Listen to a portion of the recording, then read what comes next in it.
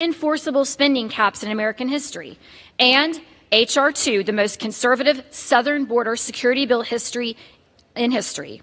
All of this while fully funding our military and our nation's veterans. Let me be abundantly clear. Attempting to remove Speaker McCarthy will put this House in a stalemate and paralyze our ability to fight for our constituents and instead create a fight amongst one another. We have 43 days to restore fiscal responsibility and advance conservative appropriations priorities, which is exactly what my colleagues have asked for. Instead, we are threatening any House proceedings. This is an unnecessary distraction. Working together under the leadership of Speaker McCarthy is of the utmost importance. I stand and strongly support Kevin McCarthy for Speaker of the House, and I encourage my Republican colleagues to do the same. Thank you, and I yield. Mr. Cole continues to reserve his time. He has 7 minutes remaining. Mr. Gates controls 5 1/2 in this one-hour debate. The gentleman from Florida is recognized. I'll reserve. Gentleman reserves. Gentleman from Oklahoma, Mr. Cole. Thank you very much, Mr. Speaker. I yield 2 minutes to my very good friend and our distinguished conference leader, Ms. Stefanik of New York. The gentlelady from New York, Ms. Stefanik, is recognized for 2 minutes. Anyone and everyone who knows Kevin McCarthy, whether they are friend or foe, knows that Kevin McCarthy is a happy warrior. He is tireless. He has that uniquely American grit. Under Kevin's speakership that lasted 15 rounds of him never giving up, this Republican majority has exceeded all expectations. We reopened the People's House. We passed the strongest border security bill in our nation's history. We passed an energy plan to unleash American energy dominance. We passed defense bills to support our troops. Under Kevin's leadership, he's brought hundreds and hundreds of bipartisan members of Congress to Israel, our greatest ally. He elected the most diverse class of Republicans ever, with the largest number of Republican women ever in American history. This boy from Bakersfield, he cares deeply about his constituents, his country, and the American people. And that includes each and every one of his colleagues. He's been to our districts, Gentlelady will toasted at our suspend. weddings, celebrated the birth of our children, and has cheered us when we haven't believed in ourselves, which is why the Republicans strongly support Speaker McCarthy and are proud he is our Speaker. And I yield back. Gentlelady, it was not the intent to cut the gentlelady off, except that we have too much chatter going on in the House chamber. Every member deserves to be heard. So if you have private conversations you need to have, please take them from the floor.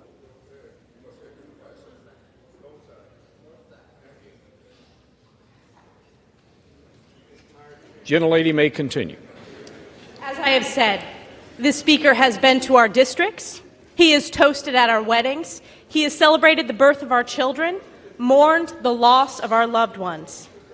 Now more than ever, the Republicans must unify. The stakes are too high. We need to save our country, which is why this conference is proud to strongly support Kevin McCarthy as Speaker of the House. I yield back.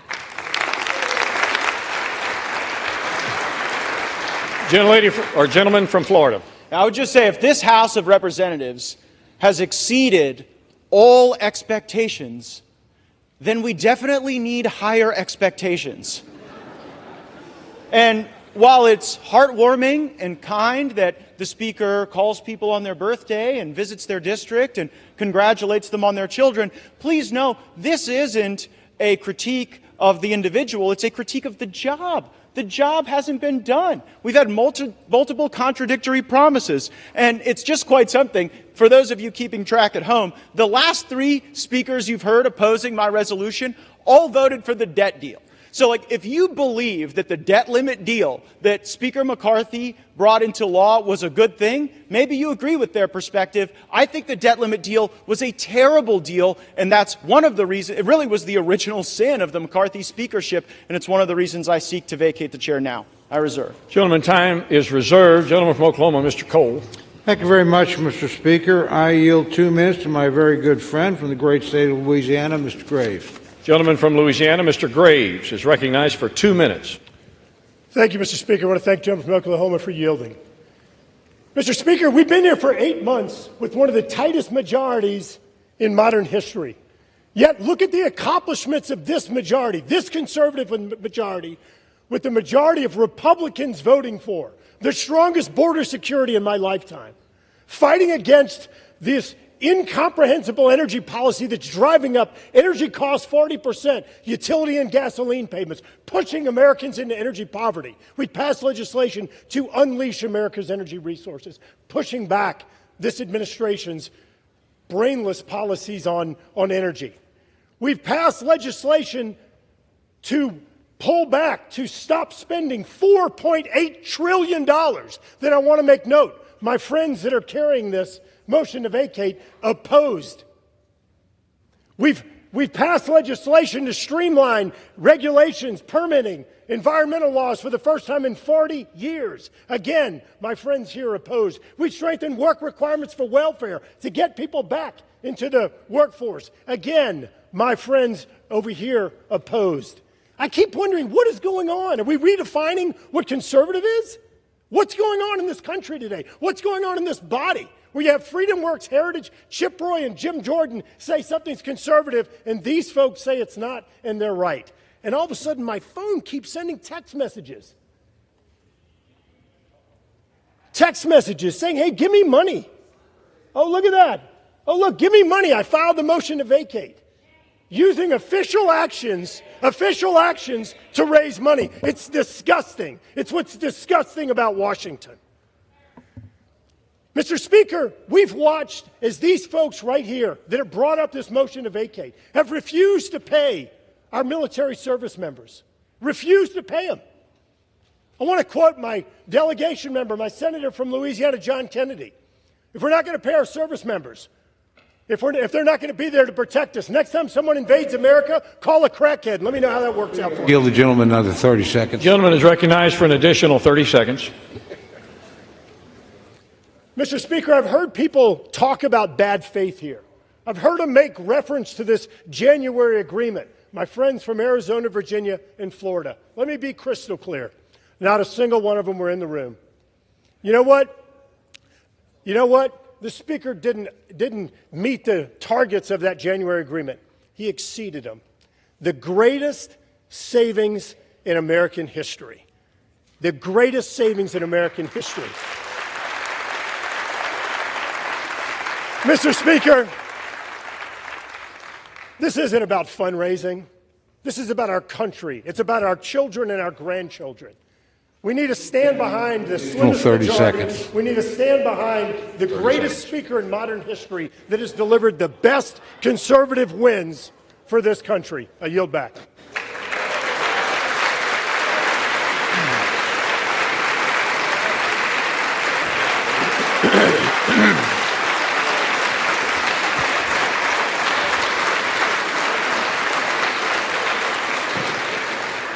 The gentleman from Florida.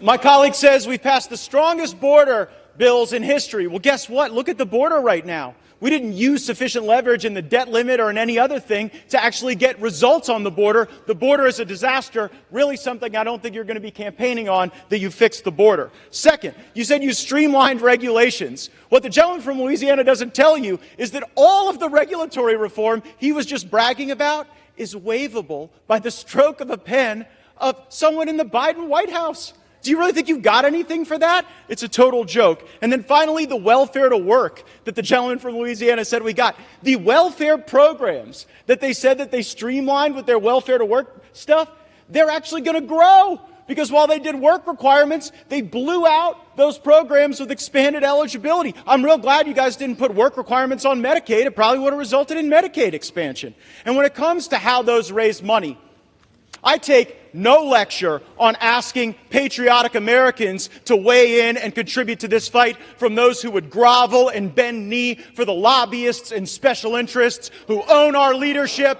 who have boo all you want who have hollowed out this town and have borrowed against the future of our future generations. I'll be happy to fund my political operation through the work of hardworking Americans, $10 and $20 and $30 at a time, and you all keep showing up at the lobbyist fundraisers and see how that goes for you. I reserve. Once again, the chair would admonish those speaking from the floor to direct their comments to the chair. Gentleman from Oklahoma. Mr. Speaker, I would inquire as to how much time remains for each side. From Oklahoma controls 3 minutes. The gentleman from Florida has 3 minutes as well. I advise the gentleman from Florida I'm prepared to close if he is.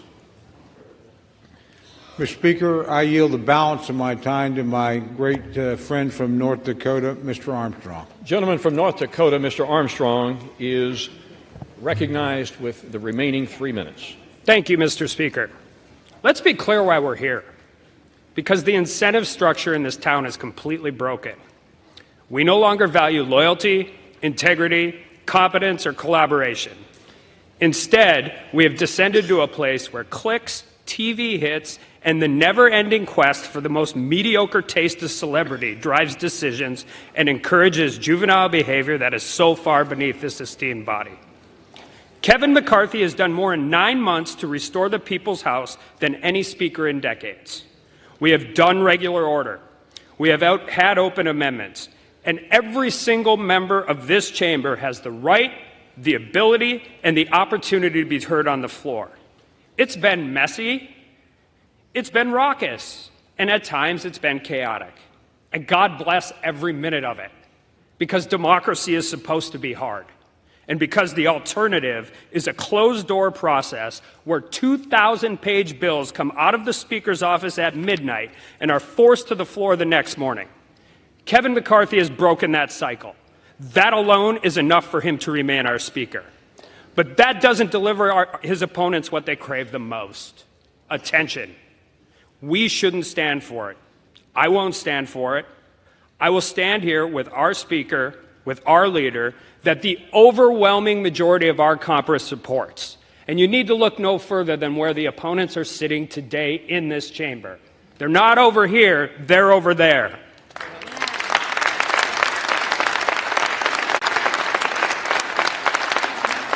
So we're going to face these challenges together, and I say bring whatever comes next, because we believe in the job you have done, Mr. Speaker. We believe in your vision.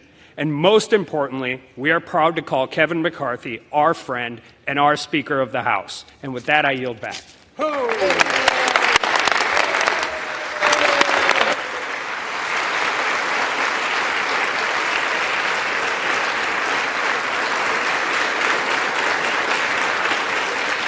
Gentleman yields back his time. The gentleman from Florida is recognized with 3 minutes remaining. To be clear, I tried to get one of the 3 podiums on the Republican side, and y'all wouldn't let me have them, so you sent me over here. But you know what? I'll make this argument at any desk in this building, from the well, from the chair. I'll make it on every street corner in this country that Washington must change. We have to break the cycle. We have to break the fever. And I would hope, truly, that the reforms that we are fighting for are reforms that would last and be embraced and that would democratize power in this institution beyond the privileged few who back us up against shutdown politics and Christmases and deadlines in order to achieve their objectives. Mr. Speaker, high inflation is on the verge of bankrupting American families. Our economy is breaking in half. A typical American family can't afford to buy a house in 99% of U.S. counties. Inflation is stealing more than $700 a month from working Americans, nearly $9,000 a year. Kevin McCarthy is the Speaker of the House of Representatives, and he has failed to take a stand where it matters. So if he won't, I will.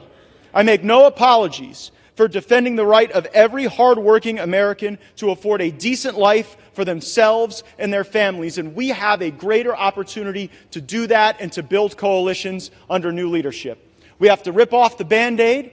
We have to get back on a better course. And Mr. Speaker, I don't know how this vote's going to go. Usually when a vote comes to this floor, it's pretty predetermined. And this one, I'm not so sure. But I am sure that we've made the right argument. that this place deserves single subject spending bills, that we should have 72 hours to read a bill, that something that spends more than $100 million shouldn't be put on the suspension agenda such that we can't amend it, and there shouldn't be secret side deals made on a continuing resolution to lump Ukraine in with border security. That is. But we can return that dignity to this House. We can get back on a better path. We can have single subject appropriations bills. We can set a budget top line. We haven't had a budget in this place since I was in high school. So let's get a budget. Let's get our act together. Let's get on with it. Let's vacate the chair, and let's get a better speaker. I yield back. Gentleman yields back his time. All time for debate has expired. Without objection, the previous question is ordered on the resolution. The question is on adoption of the resolution. Those in favor say aye. Aye. Those opposed, no. No. The noes have it. The resolution is, gentleman from Florida. I'd request the yeas and nays. The yeas and nays are requested. Those favoring a vote by the yeas and nays will rise. A sufficient number having risen, the yeas and nays are ordered. Pursuant to Clause 3 of Rule 20, the chair directs the clerk to conduct the vote by a call of the roll. The clerk will call the roll alphabetically by surname.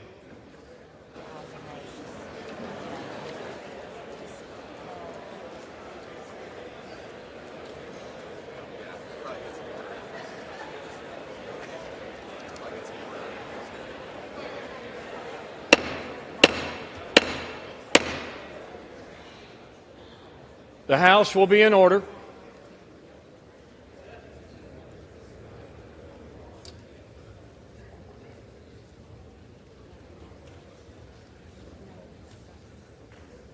The clerk may call the roll. Adams. Yay. Adderholt. Nay. Aguilar. Yay. Alford. No. Nay. Allen. No. Nay. Allred. Yay. Amaday. No. Nay. Armstrong. No. Arrington. Nay. Auchincloss. Yay. Babin. Nay. Bacon. Nay. Baird. Nay. Balderson. Nay. Ballant. Yay. Banks. Banks. Barr. Nay. Barragan.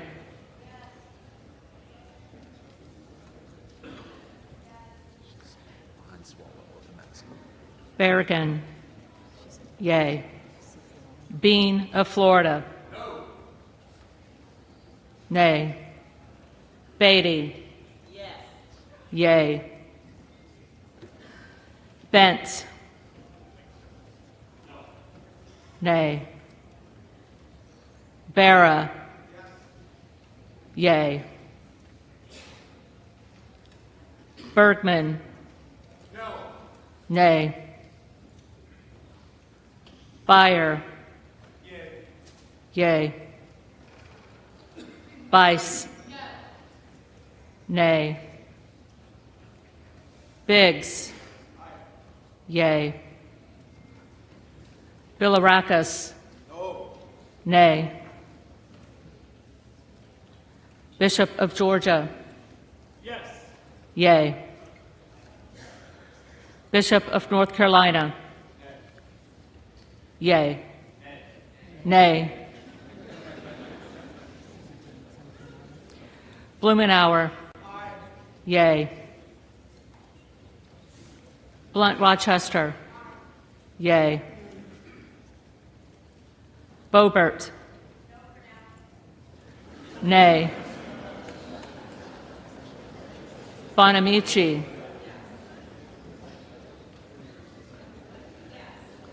Yay. Bost. Nay. Bowman. Yay. Boyle of Pennsylvania. Yay. Burkine. Nay. Brown. Yay. Brownlee. Yay. Buchanan. Nay. Buck. Yay. Bouchon. No. Bazinski. Yay. Burchett. Yay. Burgess. Nay.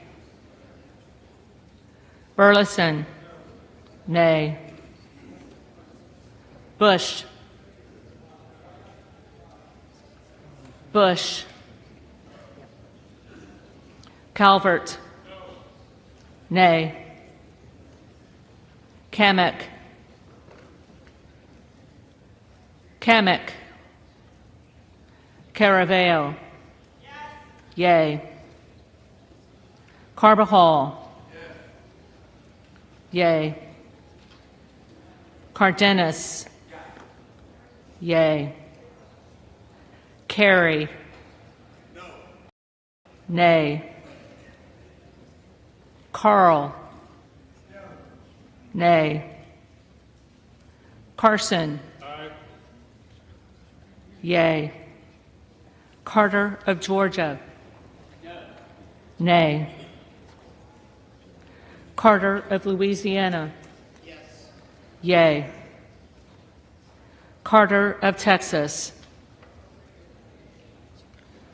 Carter of Texas. Cartwright.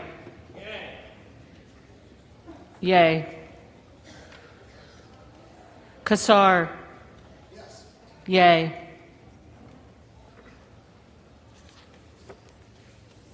Case. Yay. Caston. Yay. Castor of Florida. Yay. Castro of Texas. Yay. Chavez de Reamer. Nay. Sharfelis McCormick. Yay. Chu. Yay. Siscomani. Nay. Clark of Massachusetts. Yay. Clark of New York. Yay. Cleaver. Yay. Klein. Nay. Cloud. Nay. Clyburn. Yay. Clyde. Nay. Cohen. Yay. Cole. Nay. Collins. Nay. Comer. Nay. Connolly. Yay. Correa. Yay. Costa. Yay. Courtney. Yay. Craig.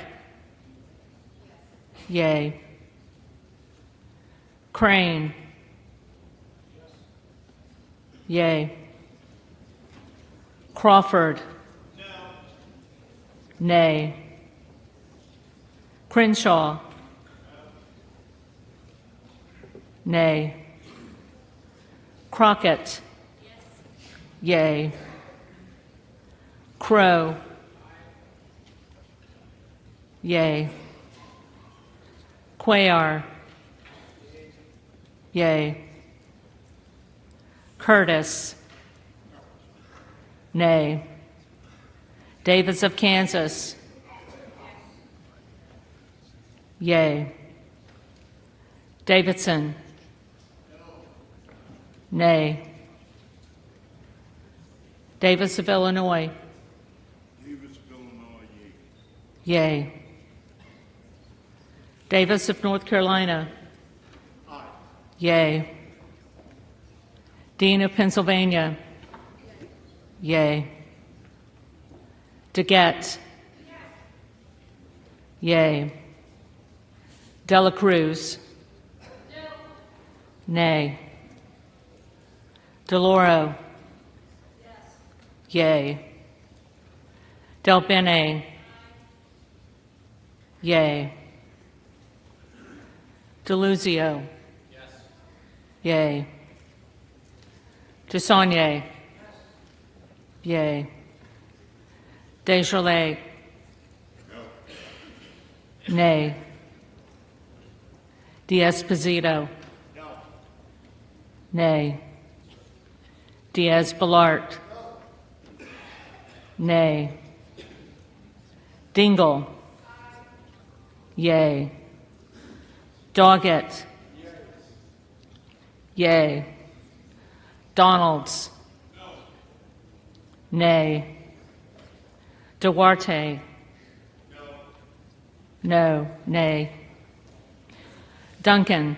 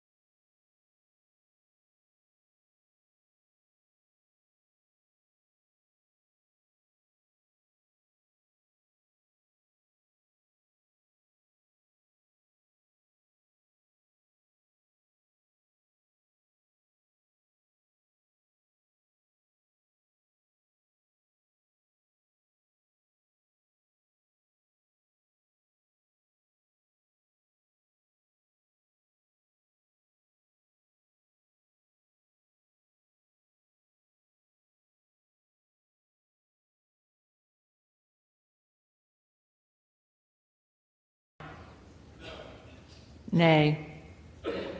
Fulcher. Nay. Gates. Yay. Gallagher. Nay. Gallego. Yay. Garamendi. Yay. Garbarino. Nay. Mike Garcia. Nay. Robert Garcia. Yay. Garcia of Illinois. Yay. Garcia of Texas. Yay. Jimenez. Nay. Golden of Maine. Yay. Goldman of New York. Yay. Gomez. Yay. Tony Gonzalez. Tony Gonzalez. Vicente Gonzalez. Yay. Good of Virginia. Yay. Gooden of Texas. Gooden of Texas. Gosar. Nay. Gottheimer. Yay. Granger. Nay. Graves of Louisiana. Nay. Graves of Missouri. Nay. Green of Tennessee. Nay. Green of Texas.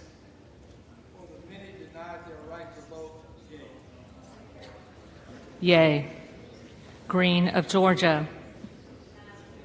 Nay. Griffith.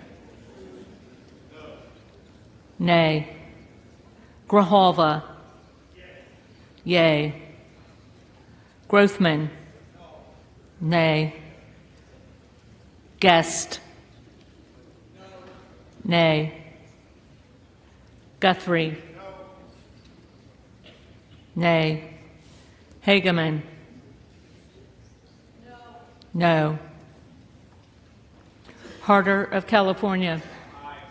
Yay. Harris. Nay. Harshbarger. Nay. Hayes. Yay. Hearn. Nay. Higgins of Louisiana. Nay. Higgins of New York. Yay.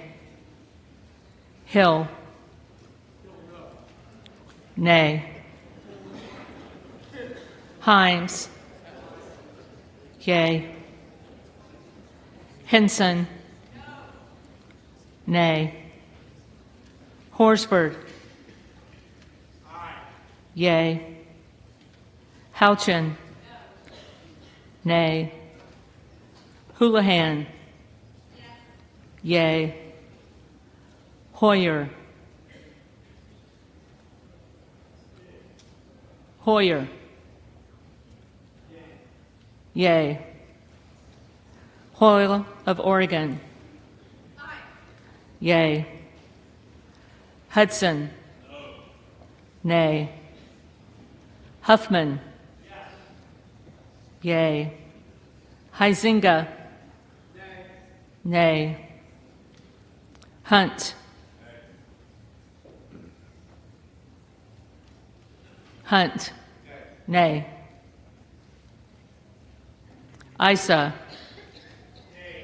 Nay. Ivy.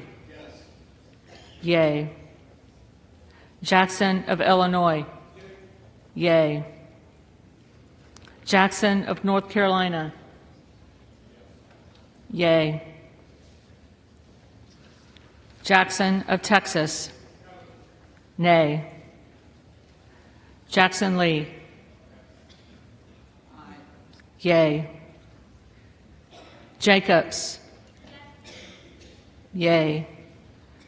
James. Nay.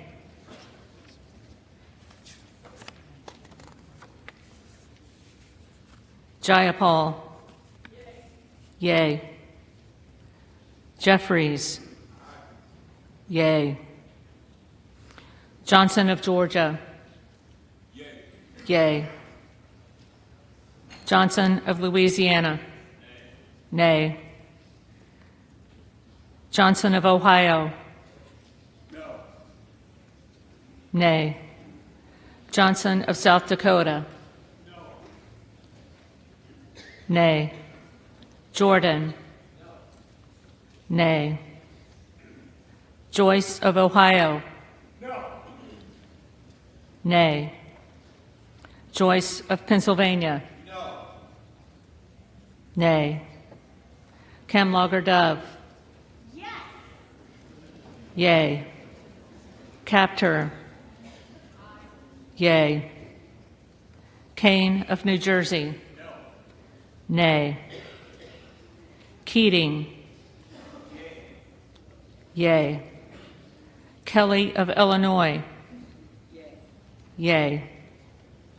Kelly of Mississippi. Nay.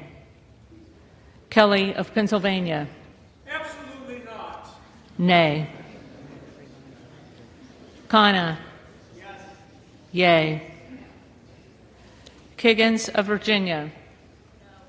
Nay. Kildee. Yay. Kiley. Nay. Kilmer. Yay.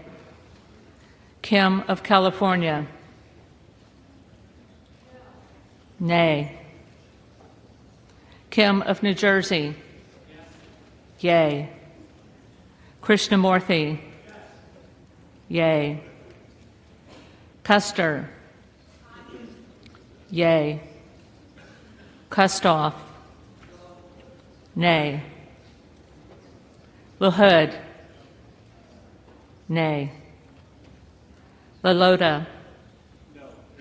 Nay. LaMalfa. Nay. Lamborn.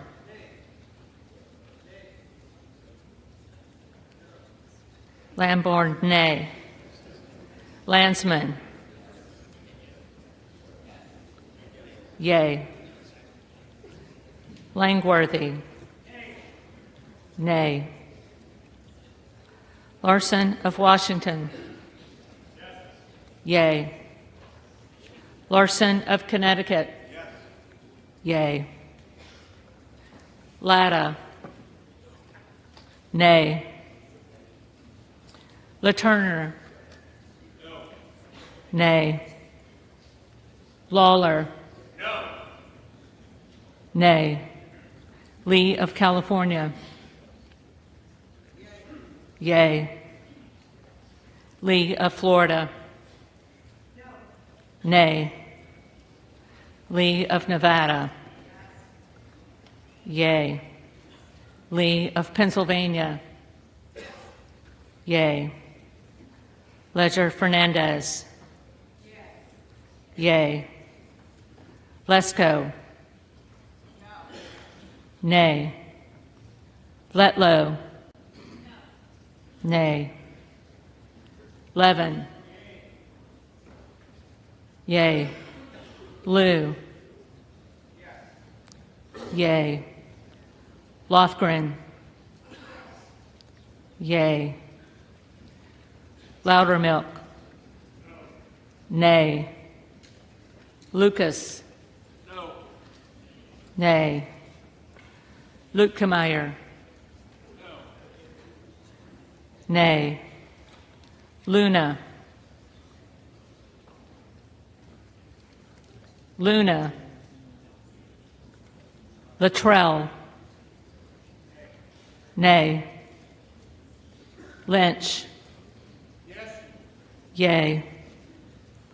Mace. Yay. Magaziner. Yay. Maliotakis. Nay. Man. Nay. Manning. Yay. Massey. Nay. Mast. Nay. Matsui. Yay. Macbeth. Yay. McCall. Nay. McLean. Nay. McClellan. Yay. McClintock. Nay. McCullum. Yay.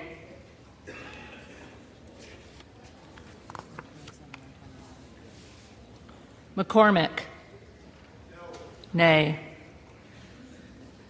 McGarvey. Yay. McGovern. Yay. McHenry. No. Nay. Meeks. Aye. Yay. Menendez. Yes. Yay. Ming. Yes. Yay. Muser. No. Nay. Mfume.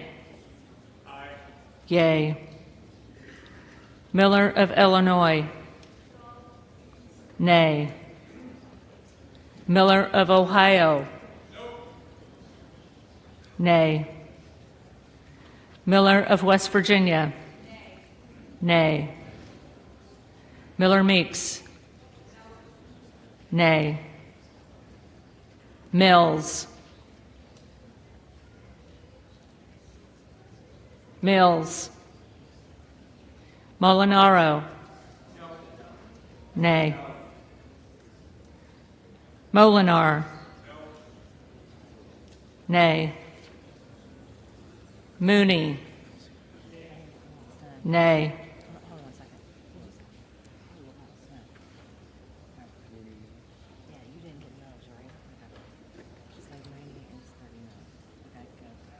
Moore of Alabama. Nay. Moore of Utah. Nay. Moore of Wisconsin. Yay. Moran. Nay. Morelli. Yay. Moskowitz. Yay. Moulton. Yay. Mervan. Yay. Mullen. Yay. Murphy. Nay. Nadler. Yay. Napolitano. Yay. Neal. Yay. Nagoose. Yay. Nels. Nay. Newhouse. Nay. Nickel. Yay. Norcross. Yay. Norman. Nay. None of Iowa. Nay. Obernolte. Nay. Ocasio-Cortez. Yay. Ogles. Nay. Omar. Yay. Owens. Nay. Pallone. Yay. Palmer. Nay.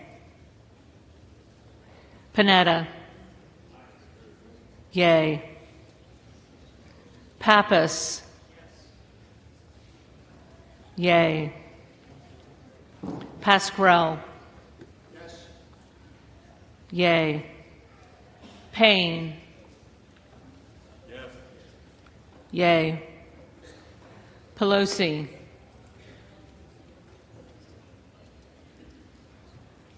Pelosi. Peltola. Peltola. Pence. Nay. Perez. Yay. Perry. Nay. Peters. Yay. Pedersen. Yay. Pfluger. Nay. Phillips. Yay. Pingree. Yay. Pocan. Yay. Porter. Yay. Posey. Nay. Presley. Yay. Quigley. Yay. Ramirez. Yay. Raskin. Yay. Reschenthaler. Nay. Rogers of Washington. Nay. Rogers of Alabama. Nay. Rogers of Kentucky. Nay. Rose. Nay. Rosendale. Yay. Ross. Yay. Rouser. Nay. Roy. Nay. Ruiz. Yay. Rupersberger. Yay. Rutherford. Nay. Ryan. Yay. Salazar. Nay. Salinas. Yay.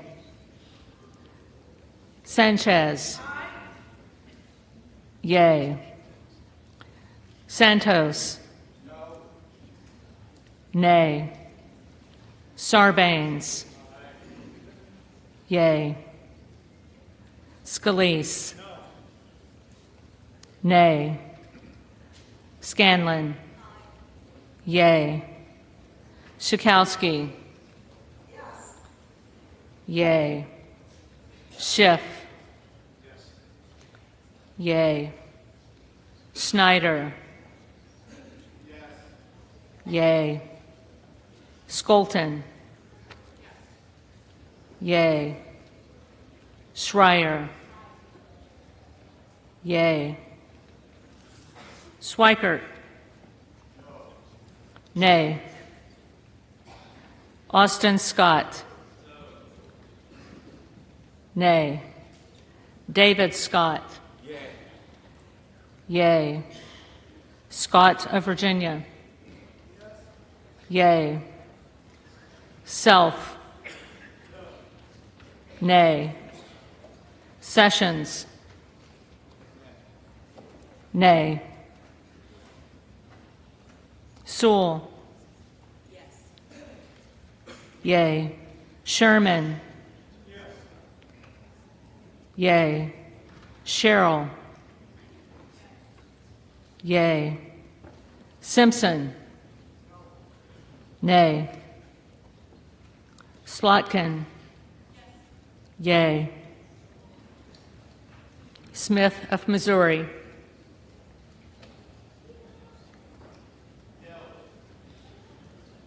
Nay. Smith of Nebraska. Nay. Smith of New Jersey. Nay. Smith of Washington. Yay. Smucker. Nay. Sorensen. Yay. Soto. Yay. Spanberger. Yay. Sparts.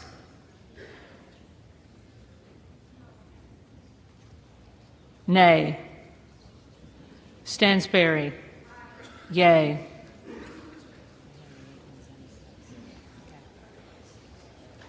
Stanton. Yay. Stauber. Nay. Steele. No. Stefanik. Nay. Style. Nay. Stube. Nay. Stevens. Yay. Strickland. Yay. Strong. Nay. Swalwell. Yay.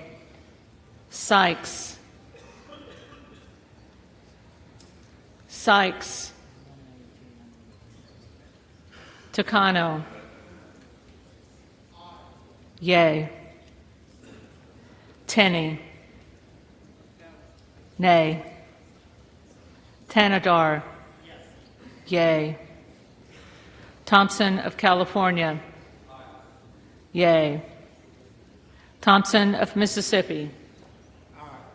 Yay. Thompson of Pennsylvania. Nay.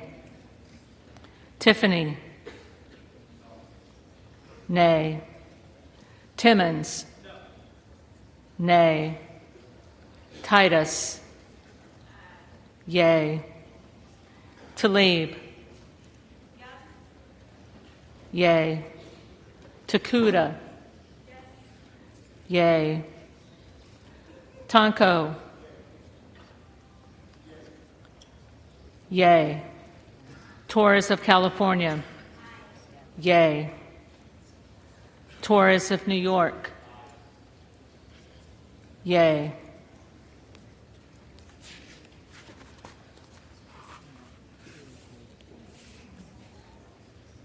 Trahan. Yay. Trone. Yay. Turner. Nay. Underwood. Yay. Valadeo. Nay. Van Drew. Nobody pull a fire alarm. No. No. Van Dyne. Nay. Van Orden. No. Nay. Vargas. Yay. Vasquez. Yay. Vesey. Yay. Velasquez. Yes. Wagner. Nay. Wahlberg. Nay. Waltz. Nay. Wasserman Schultz. Yay. Waters. Yay. Watson Coleman. Yay. Weber of Texas. Nay. Webster of Florida? Nay. Winstrup? Nay. Westerman? Nay. Wetston? Yea. Wild? Yea. Williams of Georgia? Yea. Williams of New York? Nay. Williams of Texas? Nay. Wilson of Florida? Yea.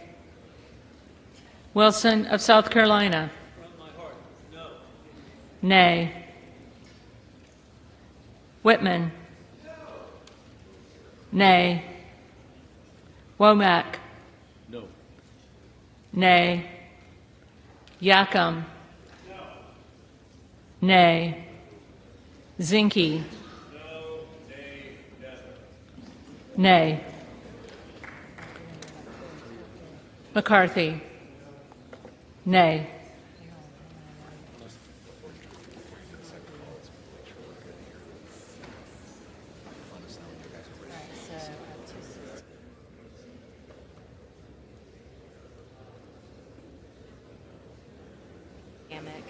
Carter of Texas. I have Tony Gonzalez. I have Gooden of Texas. I have Luna. I have McCarthy. I have Mills. I have Pelosi. I have Patola. And then I have Sykes. Okay, so Ready to move? now I've got to go through these.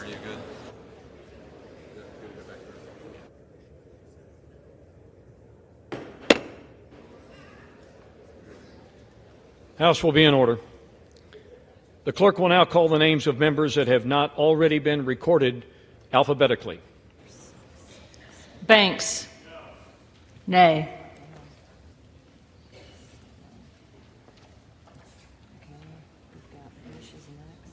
Bush? Bush? Okay, Kamek's next. Kamek? Nay.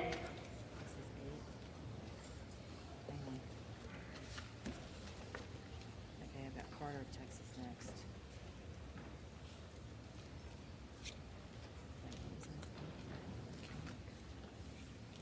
Carter of Texas? Carter of Texas? So then we're going to go to Tony Gonzalez. Let's see what we need. Okay. Tony Gonzalez? Nay.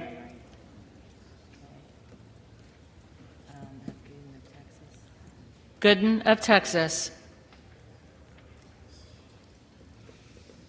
Gooden of Texas?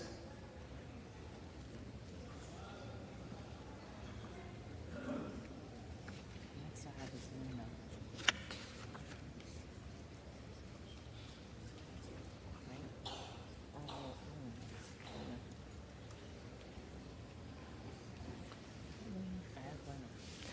Luna? Luna? Mills next.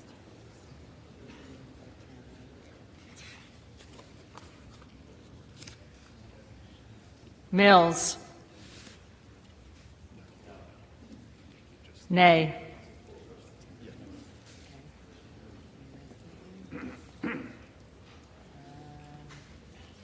Pelosi. Pelosi? Pelosi?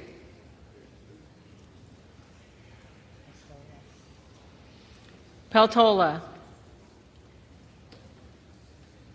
Peltola?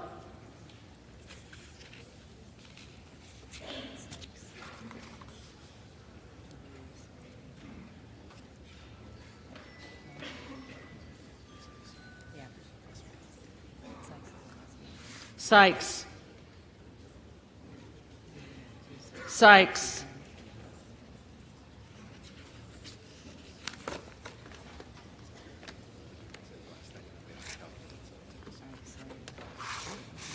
Are there other members in this body who have not been recorded or who wish to change their vote?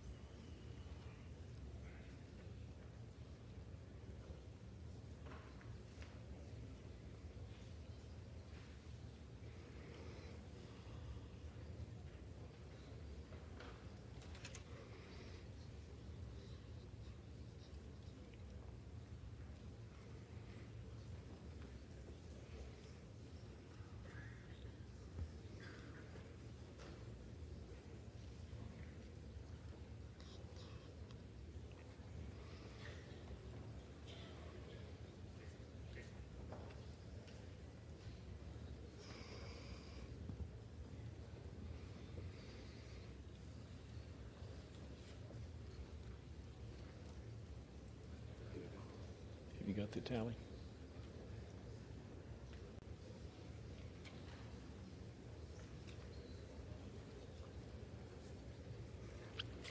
On this vote, the yeas are 216, the nays are 210. The resolution is adopted. Without objection, the motion to reconsider is laid on the table. The office of Speaker of the House of the United States House of Representatives is hereby declared vacant.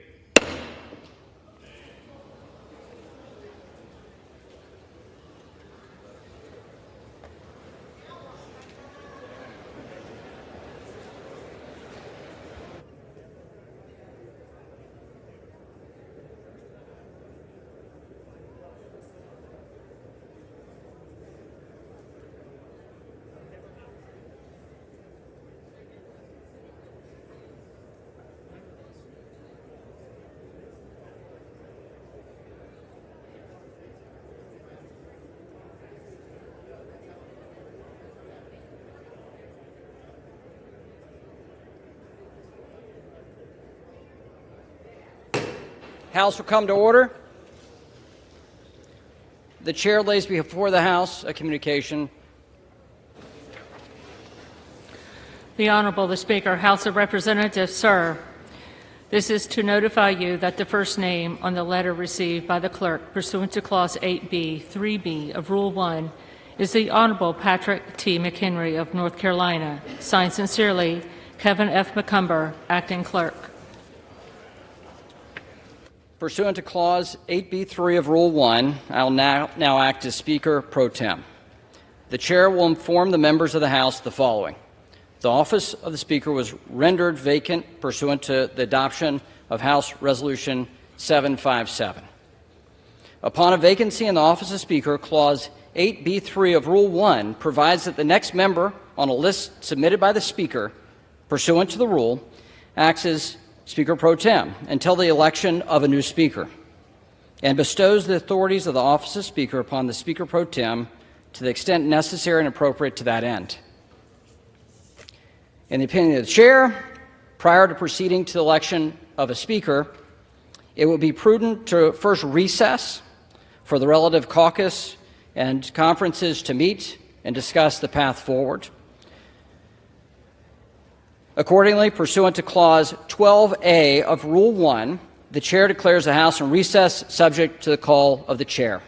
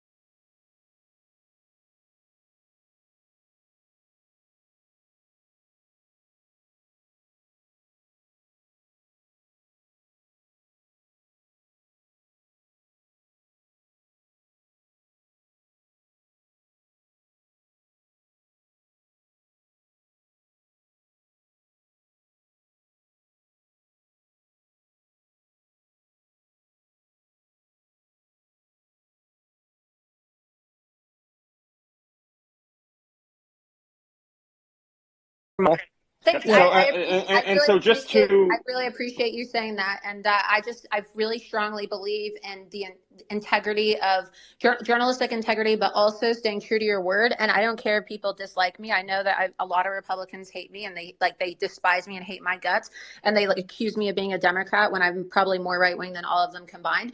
But I just think that we need to have higher standards. I really believe that. So I'm going to let you talk, but I thank you for Something they could never accuse you of is being disloyal, and that's a fact. So while they all flip flop and float around back and forth, you are loyal to a fault, and that is something that's rare. And you're a gem. So Trump's lucky to have you fighting for him.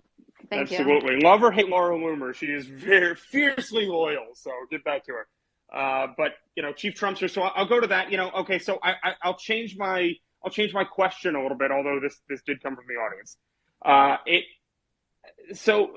Marjorie Taylor Greene at least wants to be perceived as a proponent of Trump. Okay. And she's voting against removing Speaker McCarthy at this point, and if Speaker McCarthy, what is going on here? I'm sorry, it's very confusing at this point because we don't know exactly. We haven't gotten a statement from President Trump. Matt Gaetz, though, is also, vocally at least, trying to portray himself as a staunch supporter of Donald Trump. So it seems like we have two different sides here, especially given that Trump supported McCarthy in the beginning. So where do we go from here? Where do you even, let's try to even speculate a little bit. Where is Trump on this? Do we have any idea? So I'll say this with MTG, the thing that I find very fascinating with her is that she sold herself off to MTG. MTG sold herself off to McCarthy, and basically did the dirty work for him to even get him the speakership. And where are the J6 tapes? Where are those tapes? We heard all the time from MTG, the tapes are going to be out and the tapes are coming, and there are no tapes. So she fell through on that one. She basically backstabbed and betrayed the whole Freedom Caucus to get McCarthy in power to begin with, and she burned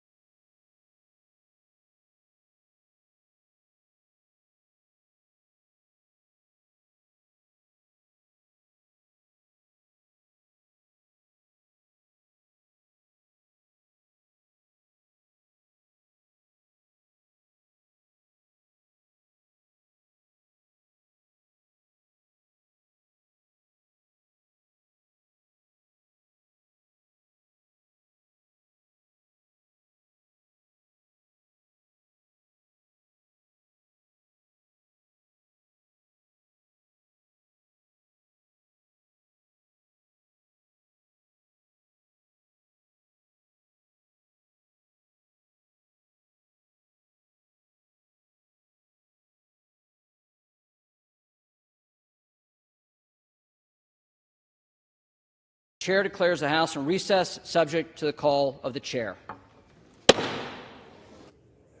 Chair declares the House in recess, subject to the call of the chair.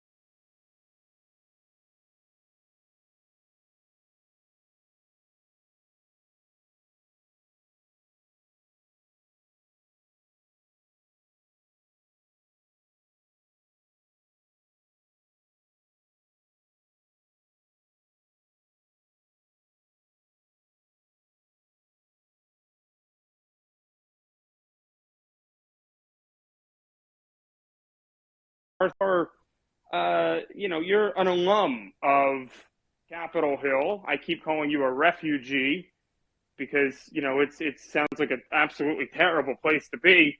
But, Jim, why could McCarthy not follow through with the promises that he made? And, I'll remind everybody, these were the major promises that he broke. Kevin McCarthy promised to release the January 6th footage. We never got that. He never released it. Some people say that, his proponents say that, oh, well, Tucker Carlson got it. No.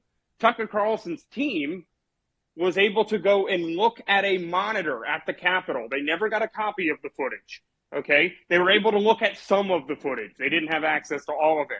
He promised to maintain the 2022 budget numbers, not increase them. Well, that's exactly what he did.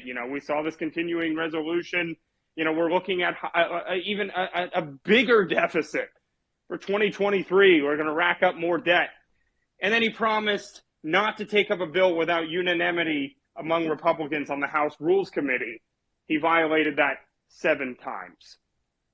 So, Jim, is there any reason that McCarthy actually had to violate these rules, or was this his choice? Could he not have run a harder line? I hate it when I ask a question and the person that I ask a long question to isn't actually there. So, Matt, I want to ask you that question instead. What are your thoughts? Well, since you were going to Jim, I was listening, but can you repeat the question? I'm here, but I was listening and working on this President Trump jail time story at the same time. Yeah. So are there any reason that McCarthy could not have upheld those three rules, promised to release January 6th footage, maintain 2022 budget numbers, and not take up bills without a unanimous support from the Republicans on the House Rules Committee? What say you? I mean, I guess if he wanted to do it, it just depends. It seems like they can't get along and they can't agree to anything. They have such a narrow margin, Nick, in the House at 218. It's not easy to get anything passed, and it takes a whole lot of effort. I think the real key here is effort and work ethic. And if there's anything that our members of or our body of government has taught us is they don't do anything. They don't work hard. They take 6 weeks of vacation during the summer. They've got Christmas breaks. They've got spring breaks. Name somebody else that makes $200,000 a year that gets that much time off. It's unbelievable. And so, wouldn't that be nice? It would be amazing. They make $200,000 a year, plus they're getting expenses paid to travel. All that's on the government card. It's insane when you look at this. So I think a lot of it has to do with, could he have done it? Yes, but it would have required so much effort and so much work that there's no way that McCarthy or people like that are going to want to put in the work to make that happen, if that makes any sense. Sure.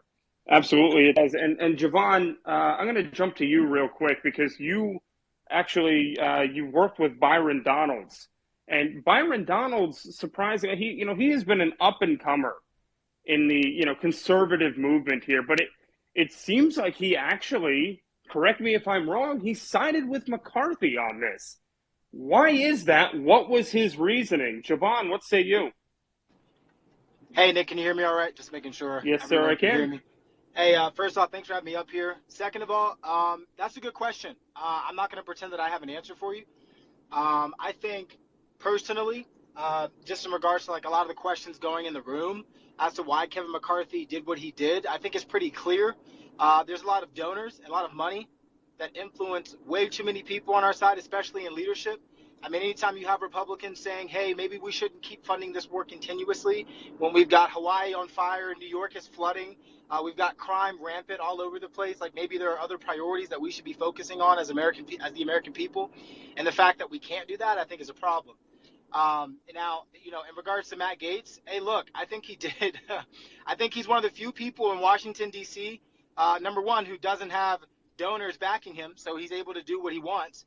And number two, he's one of the few people that when he says something, he's actually going to attempt it, at the very least, to try and do it.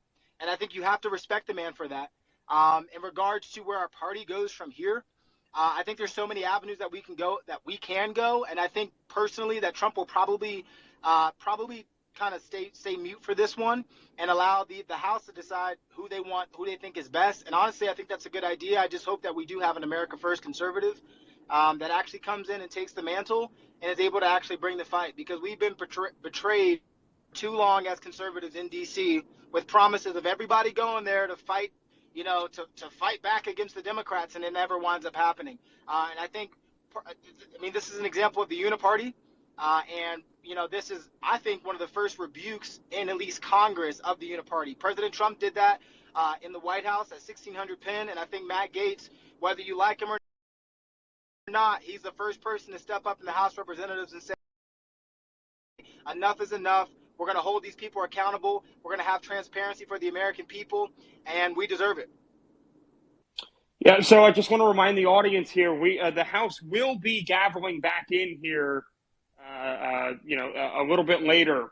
And so we're going to continue covering this throughout the night here. We do have, and I also want to encourage your questions here, because we're going to have more experts up throughout the night. Questions, comments, concerns, your thoughts. Who do you want as speaker? Put them there, bottom right-hand corner. Now we have up Dr. Sebastian Gorka, who was a senior White House advisor under President Trump. And, we're very grateful to have you, Dr. Gorka. And, what are your overall thoughts about what happened today? And should Speaker McCarthy have been ousted? And what's next, sir? All right, I just got your request. I'm driving home from the studio with my roof down. Can you actually hear me, or is it too noisy? We can hear you. It's noisy-ish, but we can actually hear you. So go ahead. All right, it's very clear. I'm gonna pull over and put the roof up in a second as soon as I can. All right, look, I was on air. Dedication. I was on air when this happened. I immediately tweeted out, I did not see this coming. I had no expectation. And some of the people like Nancy Mason, others who voted for this, a shocker. Others who didn't vote for it, allegedly, like Lauren Boebert, also a shocker. Does this mean anything? On the long run, Kevin will be speaker. Okay, Kevin will be speaker again in, tomorrow or in 4 days, like it took in January, because nobody else wants that stinking job. When we were talking about this at the beginning of the year, I had Jim Jordan on the show. I love Jim. I've spoken to Steve Scalise about it. Jim said, I don't want that job. Nobody who's wants the job to be Speaker of the House. That's why even Byron Donalds back in January, when his name was thrown into the hat, he didn't volunteer to be an alternative. He got, 18 votes or something. He didn't want to. Byron would be superb. Even he didn't want the job. Why? It's a thankless task. You're literally herding cats. It's really a thankless task. And on top of that, perfectly, right now, the Speaker of the House, okay, here we go, hang on, I'm pulling over. The Speaker of the House is caught between two, a rock and a hard place. Number one, he is caught between the donors, and Kevin has, the big donors. Kevin has, he's from California. He has those relationships. And on the other side, he's squeezed by the base. The base, tens of millions of people that absolutely adore President Trump, that adore the 20 who, stood up against Kevin back in January. So, that is an untenable position to maintain on the long term unless President Trump is back in the White House. On the last part, and then I'll take any questions, or I'll hand over the platform. Personally, look, I'm a strategy guy. That's what I did for the president in the White House. There's a part of me that just wants to throw the long-term strategy piece out of the window for a second. Why? Because there are some actions you have to take that are declarative, that make a statement to the world. And the declaration that's being made here is that the GOP have not done anything under Kevin's leadership in the last 9 months. he made lots of promises and none of them were kept. Outside of being the commander-in-chief, the greatest political power in America is the power of the purse. It belongs to the House, and the House have done nothing with it. You know, Jim stood up today and rattled off this long list of the legislation that we have presented to the House and to the Senate on the border, on the NDAA and everything else. And then Matt stands. So what? Nothing ever happened with that legislation. And on top of that, the key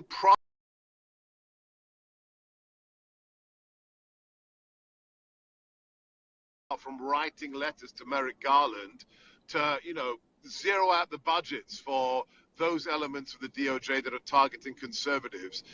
That's why today happened. And my prediction is Kevin will be back in his chair in the not too distant future, but he will have been scolded and he will be shaken by this experience, which as far as I'm concerned is a good thing. Hey, and Sebastian, Jim Paff here. When I was the chief of staff on the Hill before the Freedom Caucus, I was involved with meetings where Jim was asked to run for speaker and he was getting up out of the chair and fellow members pushed him back down in. He's always been avoided that. It is a thankless job, but the interesting thing is people are going to say that this is so much chaos and everything's going to be destroyed. It's going to be messed up. This kind of creative destruction is actually going to be healthy going into 2024 because You're right. He's going to be totally embarrassed, and now he's going to do the right thing, or at least he's going to have to get a lot closer to it, I think. You agree with that? Totally. And I laughed. I mean, even people I respect greatly, like, Speaker Gingrich and Mark Levin, have been apoplectic of late about the chaos this creates.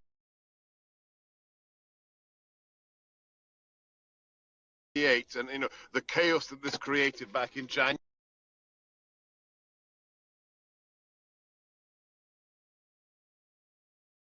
Of a delay to the work in Congress. If it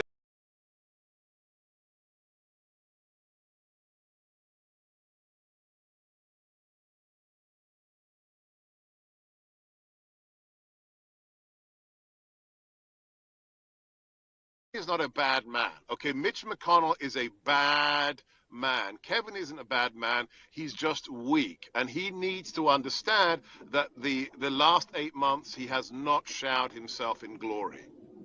One other thing, Sebastian, I always describe to people, we haven't done all 12 appropriations bills, which is part of the law, by the way, in the 1974 Budget Act, since 1997.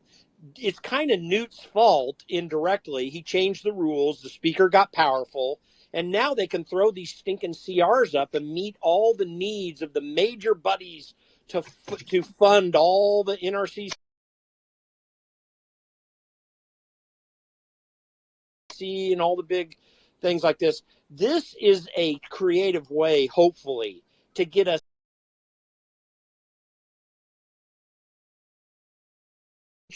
And they're going to say, yeah, that's what we want. I'm going to go back to listening, but let me just comment on that. And Matt made this in one of his comments today from the floor.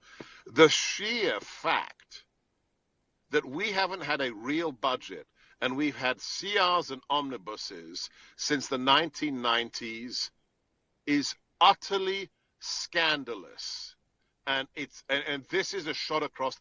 America can't pass a freaking budget for 30 years is an outrage. And this is a little bit of a response to that.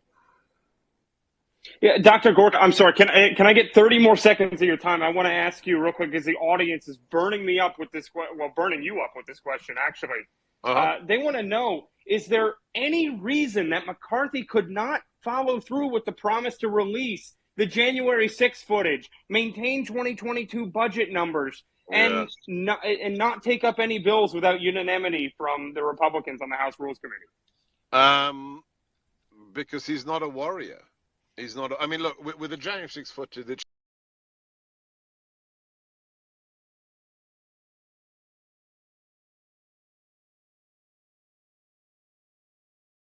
a little bit technical. Even I didn't know how complicated. everybody should be subscribed to Julie Kelly's Substack.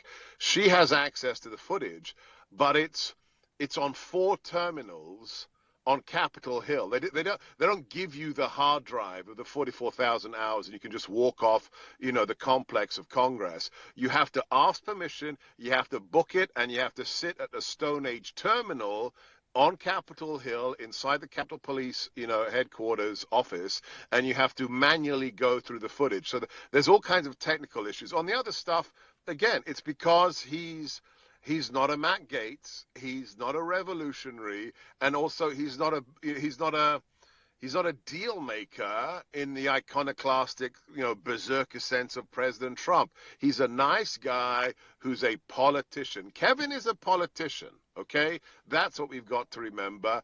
And he's really squeezed between the big donors, especially his buddies in California, who do not want any change, and the base that really, is loyal to a new vision of the GOP that most of the GOP hates. Absolutely. Yeah. Dr. Gorka, come back anytime. We're going to be here for a while because there's... I'll be listening. Okay. Yeah. Thanks, there's a lot more that's going to go on tonight here because we're going to gavel back in with acting Speaker Patrick McHenry, which is, not ideal, but that is coming. And so we're going to see what else happens tonight. I have a feeling that this stuff is going to move very quickly because obviously McCarthy wants his gavel back. And right now they're scheming in the background as to how to get that gavel back. So I know that because, we do have people like Jim up here who worked on Capitol Hill, has a lot of connections to Capitol Hill. We'll probably be hearing chatter in the background about, what's going on, what's McCarthy planning, what's next. And so we're working on that actively in the background. Chief Trumpster, what's Trump thinking right now? What's Trump's next move? I keep getting that audience question here. And by the way, guys, bottom right-hand corner. That's what we need to hear. So just to reiterate a little bit, because I know we've gotten to several opinions on that, but what are your thoughts there? Well, I think that Trump right now has been pretty coy about publicly stating things. I've heard some murmurs, but what I will say is that if Trump had a next move, it would be to find a fighter, a fighter for the House Speaker. We have a slim majority, but a majority nonetheless of people in the House. So it comes to who is he going to find? Who is he going to, endorse for the speakership? McCarthy fell out because he's not a representative for us, and he's failed us many times over, whether it be the J6 tapes or the Ukraine funding or whatever. So now it comes to who we find next to endorse, for the speaker. I think when he does go out there and say, I endorse this person or this person is the right choice for that position, a lot of Republicans will fall in line. And those who don't, they'll risk the ire of Trump, especially if it goes to these multi-vote types of things like last time with him getting the position of power. But, I'm kind of concerned, though, in terms of McCarthy, because you are right. He wants his position back, and he'll do anything to get it. Of course, that means siding with Democrats and making a side deal. Basically, the Democrats let him get kicked out of the House into the cold, and they'll let him back in. That's a really good point because he could go to Democrats and say, "Hey, I'll do this for you." I'll say real quick. He's a conniving, rhino. They'll do anything. They'll do anything to keep power, anything to screw us over for a quick buck or profit or a position of power or a board somewhere. That's what these people do. So I wouldn't be surprised if he gets got by cold by the Democrats, they do nothing, and then he goes back to Democrats, says, I'll give you something if you let me back in power. So all he needs is he doesn't need that many Democrats, does he? Right. I mean, we've got 435 members of the House of Representatives. Steak. Right. Give me. I brought you up. Welcome to the stage, and Phenom, I'm going to let you respond to Steak, Mr. or Mrs. I don't know who's actually up here. Steak for breakfast. You guys have a podcast. It's a great podcast.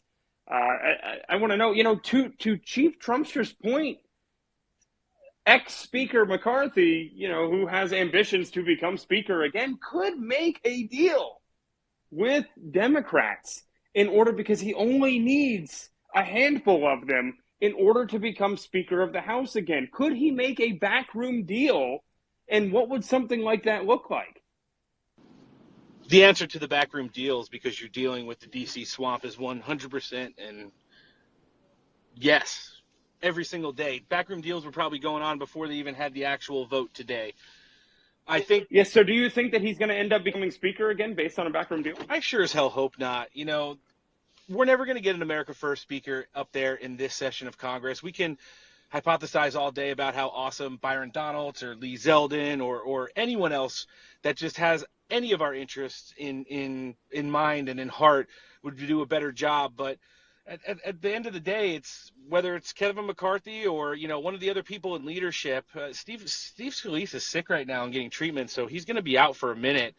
I mean, I know people have said Ken Buck, who's like weird, not in for impeachment, but in for removing Kevin McCarthy. It's like, we get what we get with the numbers we have. I just think, when you look at the input from Donald Trump, too, I'm sure he would want somebody like Byron Donalds or Matt Gaetz to have the speaker's gavel as well. But this isn't his session of Congress. And, he's lining up enough House representatives in these races next year to run alongside of him. So we don't have such a slim margin. And so we don't have to worry about, always caving to leadership and letting them give Joe Biden legislative win after legislative win this year. I think right now, in the meantime, like this week, long-term goals are out the window, short-term goals are in effect, and every single thing that we do is either a benchmark or a step back from the new standard we just set, and that's to motion to vacate and get Kevin McCarthy out of there. So it falls back into the Republicans' hands. Like, they could go cry and do all the stuff that they want and virtue signal about it, but, at the end of the day, like, he made a lot of promises and does absolutely nothing for America First, and has just let Joe Biden have a legacy where he didn't have to have one, starting with the budget last year and all the way up to the omnibus that's going to get rolled out in a couple months if we don't get our acts together. Phenom, jump in. Hey, Nick, Tara, Jim, good to see everybody. Okay, so first, really quickly, I want to say about the chaos. Of course, all over, Jake Tapper and Rachel Maddow are going to be crying about the chaos. But let's remember, before we had the administrative state, where basically it was lobbies that wrote legislation and handed it to, aides and members of Congress, these guys used to come and represent their constituents and actually duke it out. In fact, in 1856, a pro-slavery senator beat an anti-slavery senator, Brooks beat Sumter, with his cane bloody on the House floor. I mean, that is how heavy some of these arguments, I'm not advocating for that, but that's how heavy some of these arguments would get, because they were literally fighting for their constituents, fighting for legislation that people back home wanted, and their names were on the line. So they didn't have the same level of like big money lobby to keep them in office. So that spin is going to be pretty funny. I also think it's kind of ironic that the Republicans that voiced against this were saying that an omnibus would be the result. I mean, we were headed towards an omnibus anyway. I don't see any signaling that McCarthy was going to do anything to stop that. So I think that's kind of a red herring that's going to be used, but nonetheless, it'll be all over the media. And also, I think this sends a signal that, I wouldn't say scares them, but is cautionary that the base does not want this war. And that is exactly what the whole speakership is really about right now. I think it was the Center for Renewing America had just reported today or this week that basically they found that consulting firms that were linked to Anthony Blinken and Victoria Nuland were advising how to use the taxpayer money for decades long funding to reconstruct Ukraine. So I don't doubt that any backdoor deal that's being done is absolutely about wanting to claw and keep funding for Ukraine. And I think that's pretty much what the biggest power struggle is right now. And then finally, McCarthy 1 year ago in November said publicly that if the border wasn't closed, he was calling for Mayorkas to resign or be impeached. And he did nothing about it. So it was promise after promise that was broken. Anyone who votes to keep McCarthy, even if he finds some way to stay, will be absolutely primary. And phenomenology. I know that you're an ardent Trump supporter like I am. You know, the question was asked to Chief Trumpster what he thought Trump was thinking right now. What do you think President Trump is thinking right now? Well, I mean, it's clear that President Trump has the America First values that the MAGA base has. However, he's a deal maker and he understands the reality that sometimes emotions that we have or the base has, you know, sadly, sometimes we have to look at reality. So I think he's really good at deal making. I think he's a diplomat. Look, a freshman congressperson or an investigative reporter can really rock the boat, but you know, President Trump has to be more diplomatic. So it's no doubt, I mean, look at his policies. He absolutely is with us. But you also, when you're, you know, gaming to get back in the White House, you have to look at what the power structure is and ascertain who you might have to work with. And that's not being shady, that's being smart. And I think he's playing it really well. By the way, while we're here, I just want to encourage everyone to follow the speakers. There are a lot of great people up here that you need to follow who have good insights into what's going on and great timelines. So just want to encourage everybody there. There's no doubt, Phenom, McCarthy could have very easily solidified himself as speaker during this entire year had he kept the main promises that were laid out in January. And guys, when I found out, I knew some appropriations bills had gotten out, but when I found out coming out of the August recess that all 12 appropriations bills had gone through the Appropriations Committee but were sitting on the sideline, then you realize, and this is why you've got such frustration right now, then you realize that they took 6 weeks off in August to butt this thing up to the September 30th deadline. They just passed a 45-day CR to butt that up against Thanksgiving so that everyone will want to get out of there.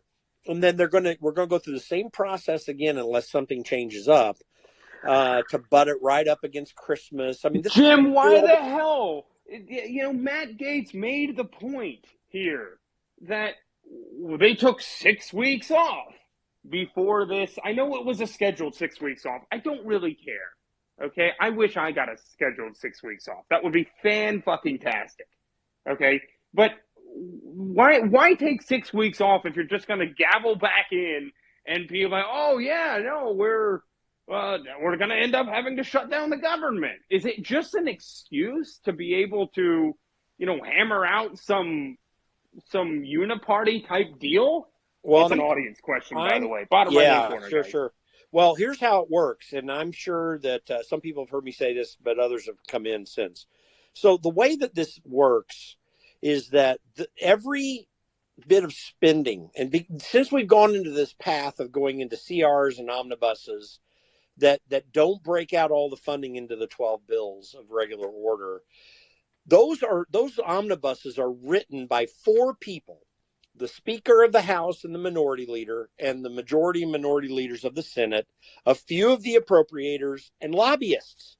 They literally are writing these omnibus packages. By the way, I'm not against all lobbyists. There are some lobbyists that are trying to do good things for their organizations and their businesses, and some of it is still bad, but most of them aren't the worst people. There are a group of lobbyists who do the largest majority of funding for these campaigns. They help both Democrats and Republicans, and it's in their interest that there not be 12 appropriations bills, because it's very easy for them to lose their priorities. Even if the spending levels don't go down, they can lose their priorities with amendments on the floor. They don't want that. And that's how this game is played since 1997. And the leadership loves it because it gives them ultimate power. Members of Congress don't get what they want, either in terms of cuts or whatever they think needs to be passed in it. And they have to beg and bow to the Speaker of the House and to the majority leader of the Senate to get what they want. And those people love that power. It's how they control what's going on. That's why fights like this are so important, because you've got to break that system down. It is a corrupt system that lets not Jerome Powell print all the money that he wants to. Oh yeah, I will. Can I I will enter? definitely print all the money you want, Jim. But first, I wanna say for full transparency, I support everyone who supports my printer. Any new member that's gonna be the House Speaker has to support my printer. Thank you. I mean, to be fair, you've been contracting them too. That's been causing a lot of the issues. But listen, I gotta go. But Actually, today, I think we're forgetting the most important question. And this is what I want to know. I want to know how many pull-ups Marjorie Taylor Greene can do now. That's really all I really want to know. And if anybody can answer that before I leave, I would appreciate it. And if we can arrange some kind of pull-up contest. Well, Prodigal, let's just be Laurel clear. You're Ruler. the only one leaving here. The rest of us are going to be here for the rest of the fucking night. So I'm just letting Well, you give me know. an So answer. no need to announce your departure, Prodigal. But thank you for letting us all know.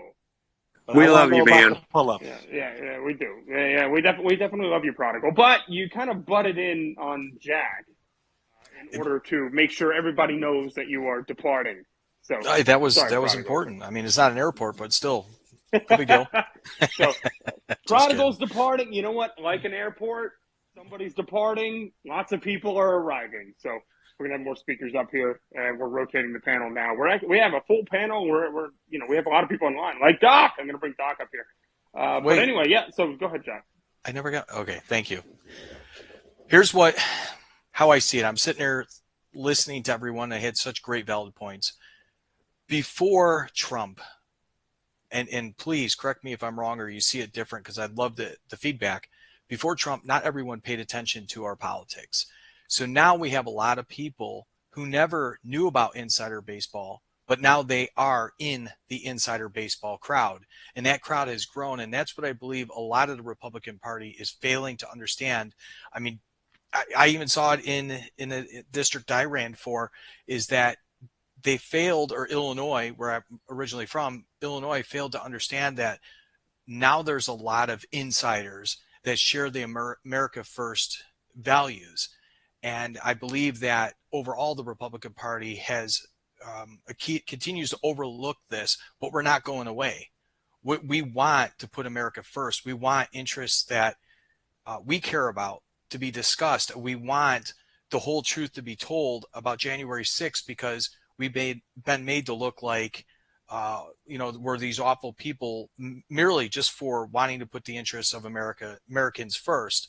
So that's what I believe a lot of Republican Party is overlooking. Many of those who backed McCarthy today is overlooking, and some of the speakers here today might be overlooking, is that there's more of us now that understand the insider baseball than ever before.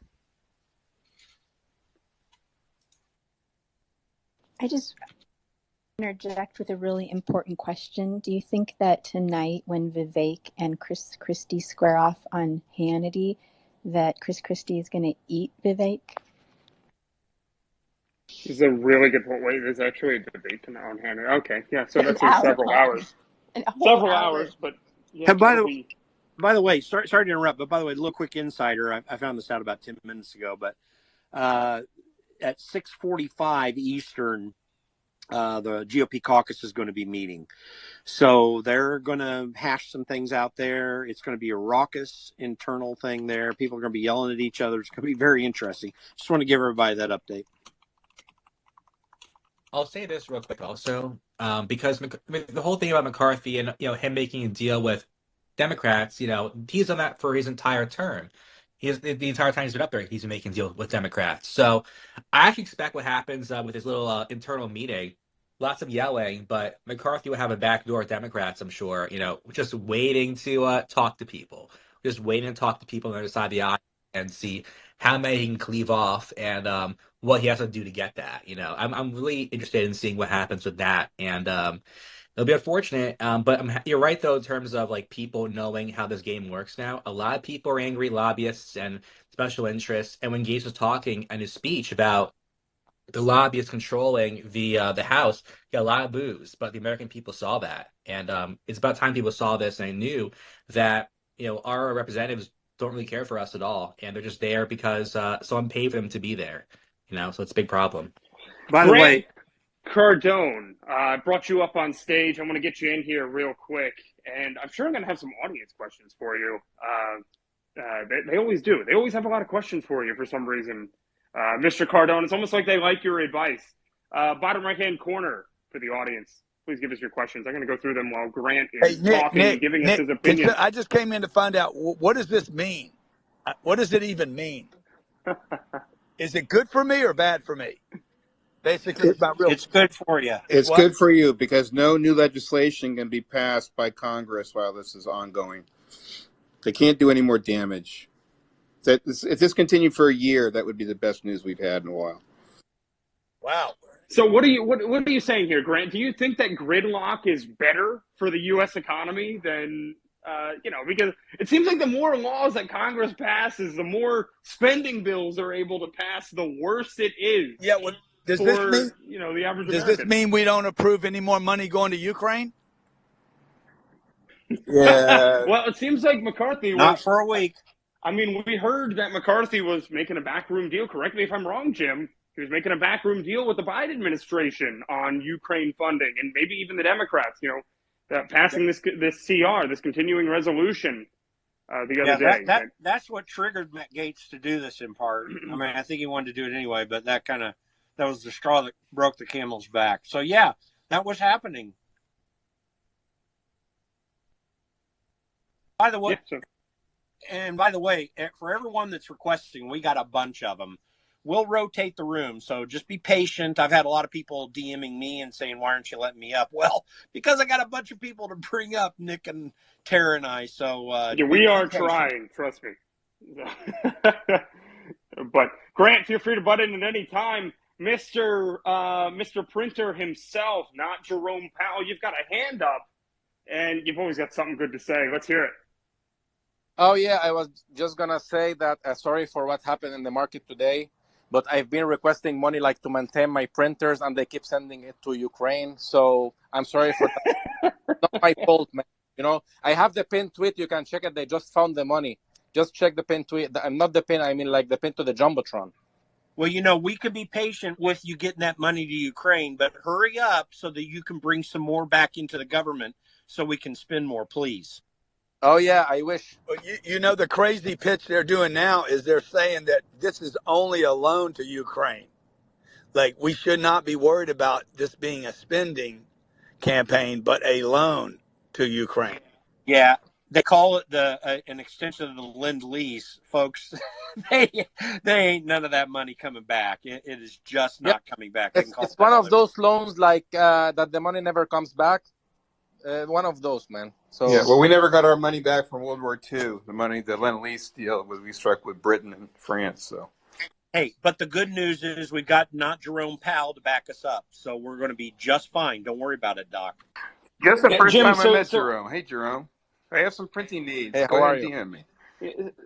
Yes, okay. So Jim, we've got a lot of people in the audience asking the same question down in the bottom right-hand corner. What is next here, man? I mean, what do we see? Because we know that somebody like McCarthy, we're talking about politics here, right? And we just saw somebody, one of the most powerful people in the United States, just get ousted from power. Okay? What is the next thing that we're going to see here? I think we're going to see things moving very quickly, even tonight. What are your thoughts, as somebody that is a refugee from Capitol Hill? And thank goodness. Well, listen, I lean towards, and I've said this earlier, but I don't know for sure, but some deal is going to be coming around that probably, whether he deserves it or not, Kevin McCarthy does get back into the speaker's chair. And but what's interesting is if historical examples are valid here, when Joe Cannon, who was one of the most powerful speakers in American history, had a motion to vacate coming to him. And again, that's the last time there was actually a motion to vacate voted on the floor. He did keep his speakership, but he was weakened greatly after that. And so I think that very much could happen here. I think we can get back to some normal business moving forward. You might hopefully see some budget reforms take place. I think this is going to be a test. His deal is going to have to be, you're going to do the 12 bills, we're going to start moving them right away, or this is just happening once again. I mean, the current rule only requires one person to submit a motion to vacate, and then we're right back at this again. You can bet that Matt Gaetz would do it, but there are others who might as well. So I think I don't know what the dynamic exactly is going to be, but I can tell you that my prediction is it's definitely going to change, because this is historical. Everyone that's listening to us talk about this, that's watching what's going on tonight, you're watching history play out. Yes, you are. And actually, history is playing out a little bit more right now. CNN is now reporting yet again from sources apparently within the, and you can take CNN as you will. I'm just a messenger here, saying that an increasing amount now of House Republicans are considering a motion to expel Matt Gaetz as soon as tonight. They're considering bringing that to the floor as soon as tonight. Okay? So, like I said, things are going to be moving very quickly here, and we're going to be covering this for the rest of the night. But if somebody can send me some vodka or something, that'd be fantastic. But Jim, what is the likelihood of something like that happening, of Matt Gaetz being expelled from the House of Representatives as soon as tonight? I don't think they're going to have the votes for it. You still have to have a majority to be able to do it. I don't think the people that voted with him tonight are going to be willing to do that. I'm not even sure if there's a possibility that you would even get Chip Roy or Byron Donalds and some of these folks, and Thomas Massey and some of these folks that voted against the motion to vacate, that you would typically think might be on that more strongly conservative side. I don't think that they would even go for it.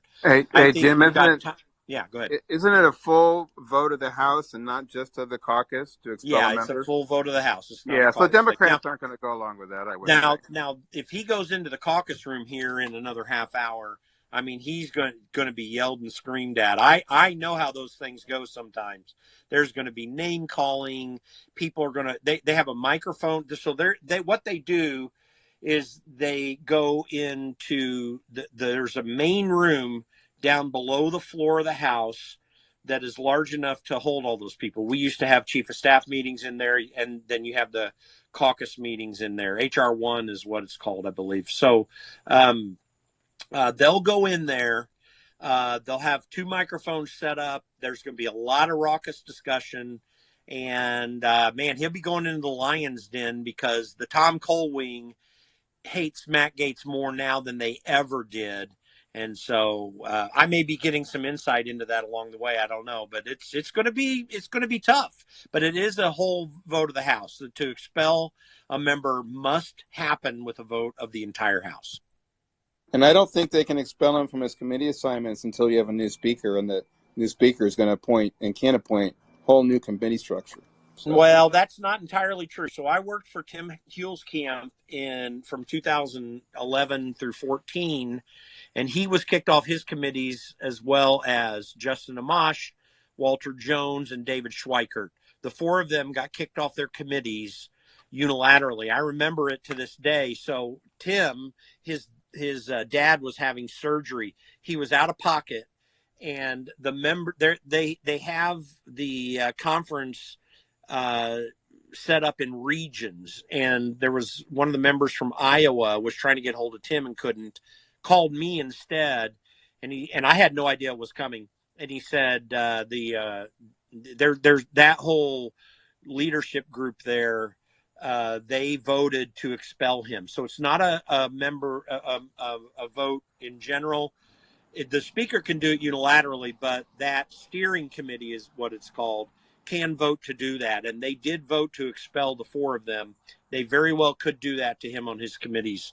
And that probably will happen, or very possibly will happen. So Jim, could I ask you, do you think that Gaetz or Matt Gaetz would be somewhat instrumental to keeping the Republican members of Congress sort of like together? Because, I mean, he's, at least for tonight, he's the least rhino Republican in the whole House compared to compared to McCarthy. So would you not? It, it doesn't really make sense why they would agree with him and then remove him or expel him immediately after. Well, keep in mind, it was only a total of 8 people who agreed with him on this.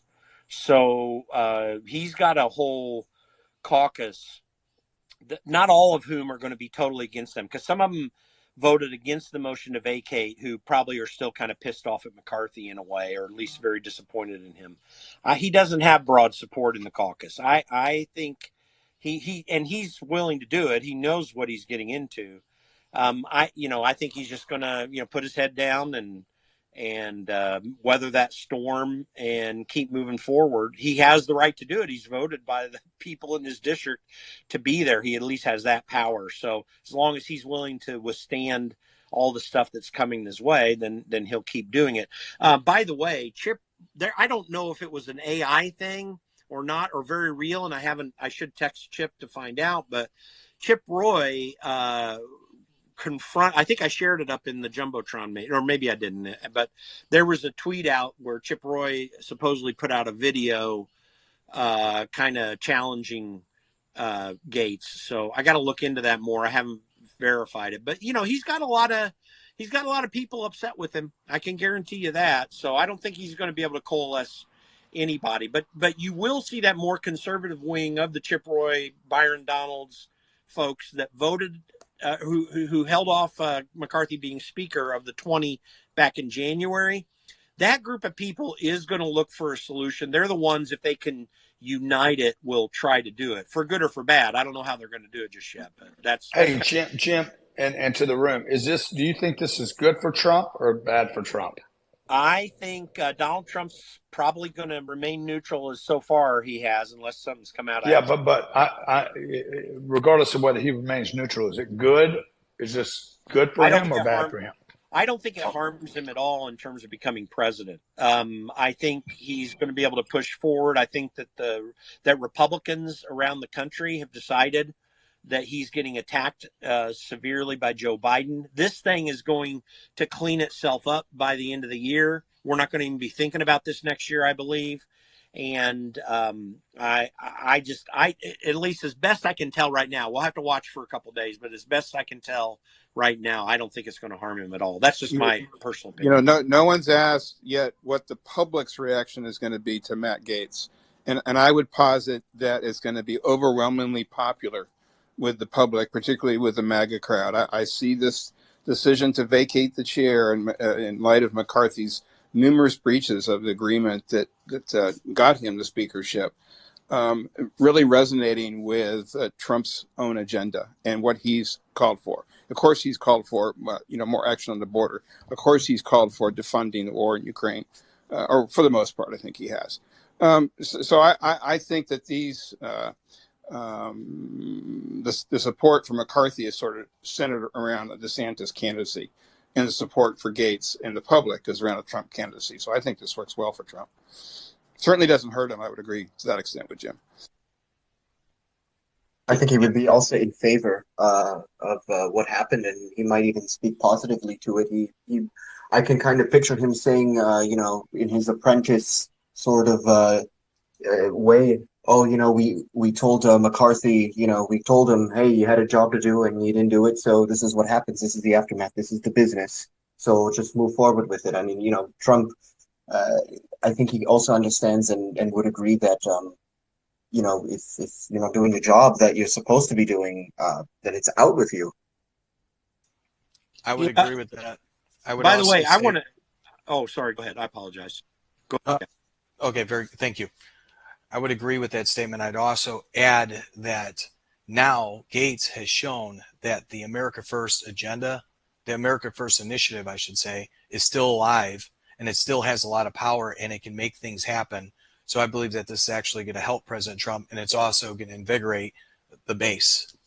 That's my point. I do believe that the net benefit, this is just my take, and there's still more to watch, but I agree with Jack. And the fact is that Congress has such a low approval rating amongst Americans that when things like this happen, they tend to have some positive response if there's a positive move in that direction. So I think I agree with Jack. I want to get Matt Couch's thoughts on this, because I'm sure, Matt, you're probably getting some feedback yourself since you're often close to the campaign. Do you have any thoughts on that based on what you're hearing? Are you on the phone, Matt Couch? No, I tried this earlier. So okay. Well, try again. Try somebody else.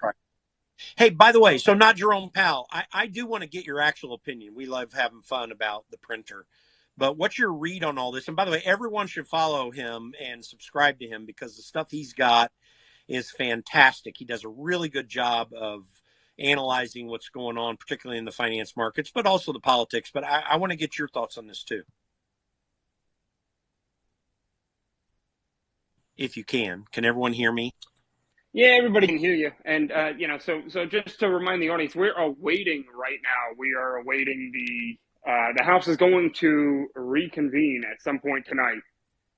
Here, some people are saying, so it seems like they're in caucus right now, which means that the parties are meeting and probably hashing this out, especially the Republican side, very aggressively.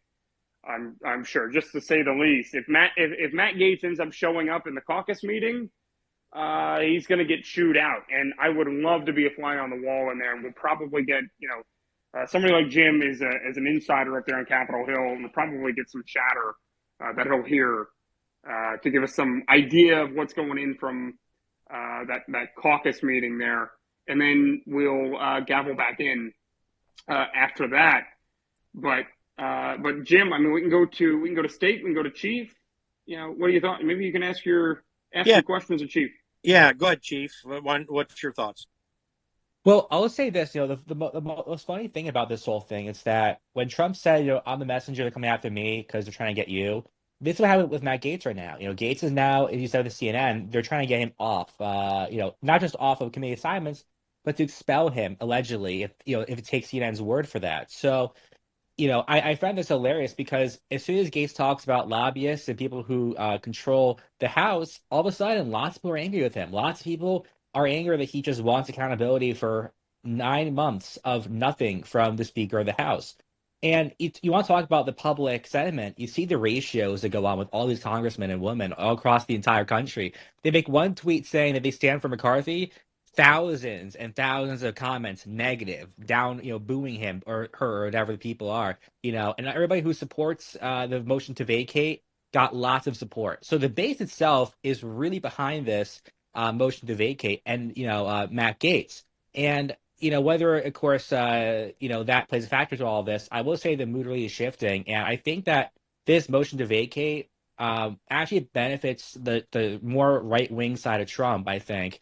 He's been more neutral in this whole thing, to be quite sure. But, I mean, the motion to vacate really shows the establishment really took a big hit. And whether or not they get let back in for some Democratic deal, the American people will kind of see this a bit more in the open, and they'll kind of understand what's going on here. So I see this really as a win for the the Trump campaign and all of that. And now it's really more so whether or not they punish him for daring to critique the uncritiquable, the establishment, within the House for not doing their job. So I'm very excited to see what happens with that. And, if they do some sort of expulsion, I'm sure there'll be a lot of people who won't donate to the House GOP, the Senate, or sorry, the House majority or whatever that PAC is.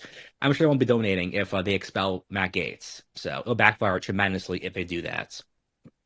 I also want to hear what Roan has to say. And I only know his name's Roan because he thankfully has me on the Steak for Breakfast podcast from time to time, which I enjoy doing. Go ahead, man.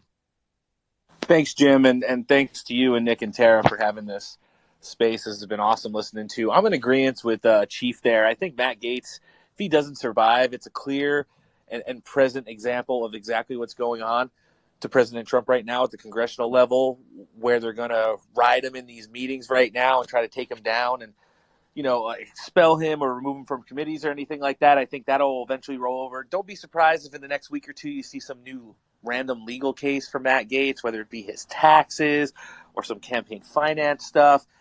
It's going to be one of those things where the guy's going to be fighting for his life. But at the end of the day, And it's like, to a lot of the points that all the speakers have alluded to today, we are now seeing that the America First agenda, the Trump agenda, Trump doctrine, is not dead. Joe Biden didn't erase it with EOs. It's alive and well. And it showed today that it's got more than a pulse. And I think this is the start of something good. I think this is definitely a win for Trump, as Chief alluded to as well. And I think it's going to encourage some of those America First, Trump-aligned congressmen who maybe didn't get on the vote today. You know, there's a lot of them who travel around that didn't vote with Gates. I mean, I think Eli Crane was the only freshman one that did. If anybody wants to correct me, you're more than happy to. But, you know, you guys got to start setting the example. You went to Washington, D.C. with agenda. You went to Washington, D.C. with a mandate and control of the House. We need to start acting like it, or like I said earlier in the space, it's going to be more legislative wins for Joe Biden. And right now they're looking for anything. They used a Ron DeSantis talking point to make a campaign commercial the other day. So what are we doing here? We got to continue to rally behind this guy and hope that, you know, some of these Republicans like Nancy Mace and some of the other ones that are starting to wake up, start whipping their counterparts and turn it into a big win. You know, this is something that's going to sting for a minute, especially in the lobby department. But at the end of the day, it's like, looking at all these ratios in the comments, it's just absolutely nuts to see how much the American public has horrible sentiment for our Congress. And, you know, a lot of them do a lot of good work, and some of them don't get the credit because of the way they vote sometimes. But it's only going to get worse if they don't listen to the voice of the people all the way up until the ballot box next year. Yeah, so I went ahead and posted at the top, guys. I'm genuinely curious here because this is a lot of people don't know, and a lot of people are learning today, actually, that the Speaker of the House does not actually have to be a member of the House of Representatives. It can be Jim Paff. It can be Grant Cardone. It can even be Mr. Not Jerome Powell up here on stage. And so I have to ask, and, you know, I posted to the top because I am genuinely curious. Who are you thinking for Speaker of the House? You could even have President Trump presiding as Speaker of the House. I mean, the options are limitless here. You don't have to settle for somebody like Speaker McCarthy. Who would you like to see? And if you want to reply to that post, that'd be awesome. I'm trying to go through those and just see what. How could Trump win enough votes to be Speaker of the House? Hey, well, you know what? You never know. Yeah, I never thought some squish. No, but I mean, is that even possible though, Nick? Is it probably even possible? not? Probably not. But it's a fun thing to think about. It's a fun thing to think about for sure. Oh, well, that would be the ultimate troll, gentlemen. I'm sorry. That would be the ultimate troll. I bet was it Matt Gaetz who nominated Trump last election cycle for Speaker of the House? He did. Trump got one vote, and that was Gaetz. So that's so, right. I mean, maybe roll call votes. Yeah. Well, maybe we see that again, or he nominates him, and certainly, I would bet that it probably is going to happen because it happened once. I think it's going to be someone who is relatively nameless in the eyes of the public. Someone who doesn't present a long-term political threat. I think that Jim was mentioning that sort of analysis earlier. Someone who, if you bring them up in their status and power, is not someone that will challenge the current power base in the future. So I don't see it being like a Byron Donald or Anna Paulina Luna or someone like that. I think it's going to be an older, someone who's not offensive and both sides can talk to. And who that is, I have no idea. Newt Gingrich. Oh God, no. I'm sorry. All right. I'm just gonna throw this out here, okay? I'm not gonna say anything about what I know, what I don't know. But what about somebody like Tucker Carlson? I just want to throw that out there for the panel. I mean, wouldn't that be kind of badass? He's not Nick, why would he take anybody? Why would he take the position? Why would he give up his position in X where he's got millions of... Why would he go that far? He wouldn't have to give it up. Why would he have to give the that X up? thing once a week. He could keep doing both jobs. But why does he want to get that far in? It's not regulated by the FCC in terms of so he could not do it if he had a show on Fox News. Okay, I know that for a fact. He would not be able to do that. However, He's not beholden to Fox News at this point.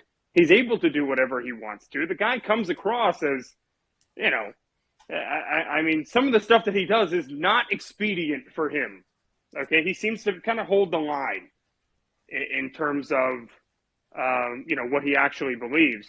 So what would be holding him back from that? I mean, do you not think that that would be a good idea?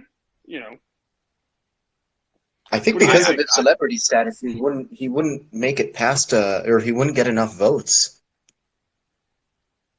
Well, I mean, we can think that, but you know what? I mean, what if we did? I mean, his popularity among the Republican Party is massive. I mean, he had the highest rated show on Fox News by far, not even close. Nick, he also had the most Democrat viewers. He also had the most Democrat viewers in that time slot, which was really interesting. But, you know, one of my reps, Austin Smith, today said, hey, Kari Lake has been toured around the Senate buildings today as a possible name for speaker. Now, I'm not saying that's plausible, but that's just kind of an interesting thought. The thing about this election process that's unique in American law is it's sort of like a parliamentary sort of appointment to power, where you're going to have a number of candidates, probably none of which at the start of the vote are going to have are going to be consensus. And so you could have 6 or 7 different nominated candidates that over a period of 3, 5, or 20 votes gets whittled down, and people start to compromise at that point, you know, and it's not a purity test. It's okay, it's going to be one of these 3 people. Which one is least offensive to me? So you might get an outcome that you can't expect at the very beginning. Nick, I think where you were going was, and correct me if I'm wrong, I believe you were saying the power that Tucker Carlson has over the Republican Party because he has all the different factions within the Republican Party who know him and has a relationship with through many years, and that would actually help with the conservative movement because not too many of these congressmen would want to go against Tucker's reach. Is that it? Yeah, I mean that is definitely one of the major concerns that a lot of these people would have. Why would you want to go against Tucker Carlson? I mean, he represents everything that the Republican Party is supposed to represent, although they've now decided, you know, to kind of stray from that a little bit. But Piotr, you've been trying to talk for a while. I'm going to get you in on here. What are your thoughts, Piotr? Yeah, thanks, Nick. Yeah, sorry I joined early and then went away. It's late here in the UK. You know, some of you will probably be wondering, why does a chat with this accent have anything to say on this? But because I think that the issues you see here happening in Congress are you know, America, whether or not you want it to, has an influence around the world. And having lived in DC for myself about 5 years, lobbying both sides of Congress, for different issues, it's times like this where I find it most concerning. I remember being in DC in January when McCarthy was coming in, and the general sense around the city was, you know, pretty. The air was palpable, and now this has happened, and in many ways, you know, we can be happy that Matt Gaetz has done what he's done because he actually went through with something that he was threatening to do, and that we can think about politicians being fickle. But I look at this very much just again from that sort of broad perspective of like whether or not you want to continue support to Ukraine. Many of you know where I sit, largely speaking on that issue, although I do deviate on certain details. And, you know, it's just, for me, it's concerning because there are, to quote a friend of mine, you know, the biggest risk to America's supremacy or America's prosperity, just generally for itself as much as for the world, isn't China, it's not Russia, it is itself. You're in a real difficult situation with the political paralysis, the political polarization, and it's moments like this where antagonistic people, actors around the world look at the US and laugh and think, well, all right, well, it is a nation in decline. So I really hope that some kind of pathway can be put forward where someone, maybe not necessarily from either political party, can come forward, you know, independents as well. And that makes me think about the political system as well, which is that I do think that the first past the post system is problematic. because it doesn't necessarily give you the full opportunity to be represented. You may well hate the Democrats to your guts, you may well hate the Republicans to your guts, but some of you in here are, America first. You're not fan of rhinos or moderate Republicans, right? So you want a party that fully represents your interests and needs. And at the moment, like in the UK and several other Western nations, we have a system which is not reflective of what we need. So I think it's as much about looking at the broader restructuring of the political system as it is the parties themselves and the people that are in those parties. Because until you fix that, you're going to keep running into these issues. The fact we've just had a shutdown, almost, and now this is really, really worrying. So that's all I really wanted to add, and I'll pass it back to you. But Okay. hopefully So there's some value in it. I'm gonna pin this to the top here. It looks like a former Arizona gubernatorial candidate I just reading my own tweet. Wow, that was pretty pathetic.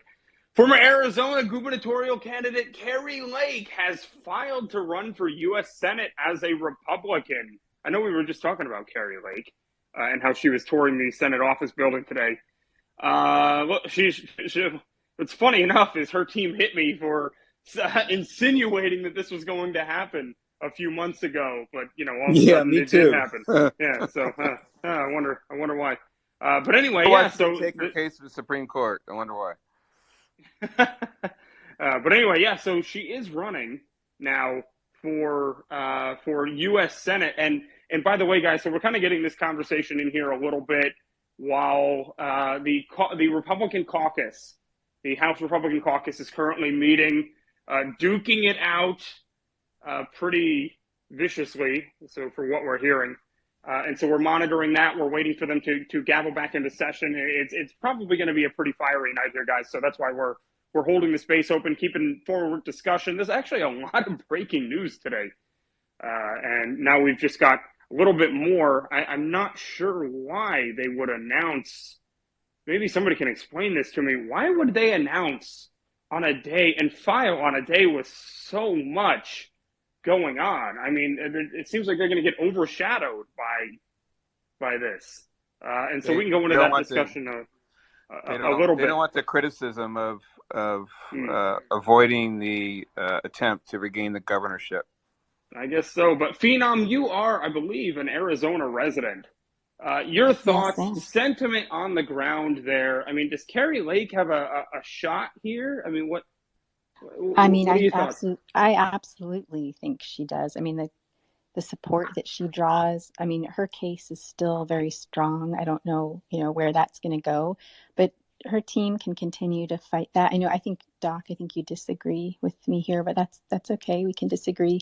But I think that Kari Lake has, momentum behind her, not quite like President Trump, but definitely like the populist movement, to the dismay of maybe the establishment, the more centrist Republicans. Kari Lake is absolutely just beloved. And I think that Sinema is going to not affect Kari at all.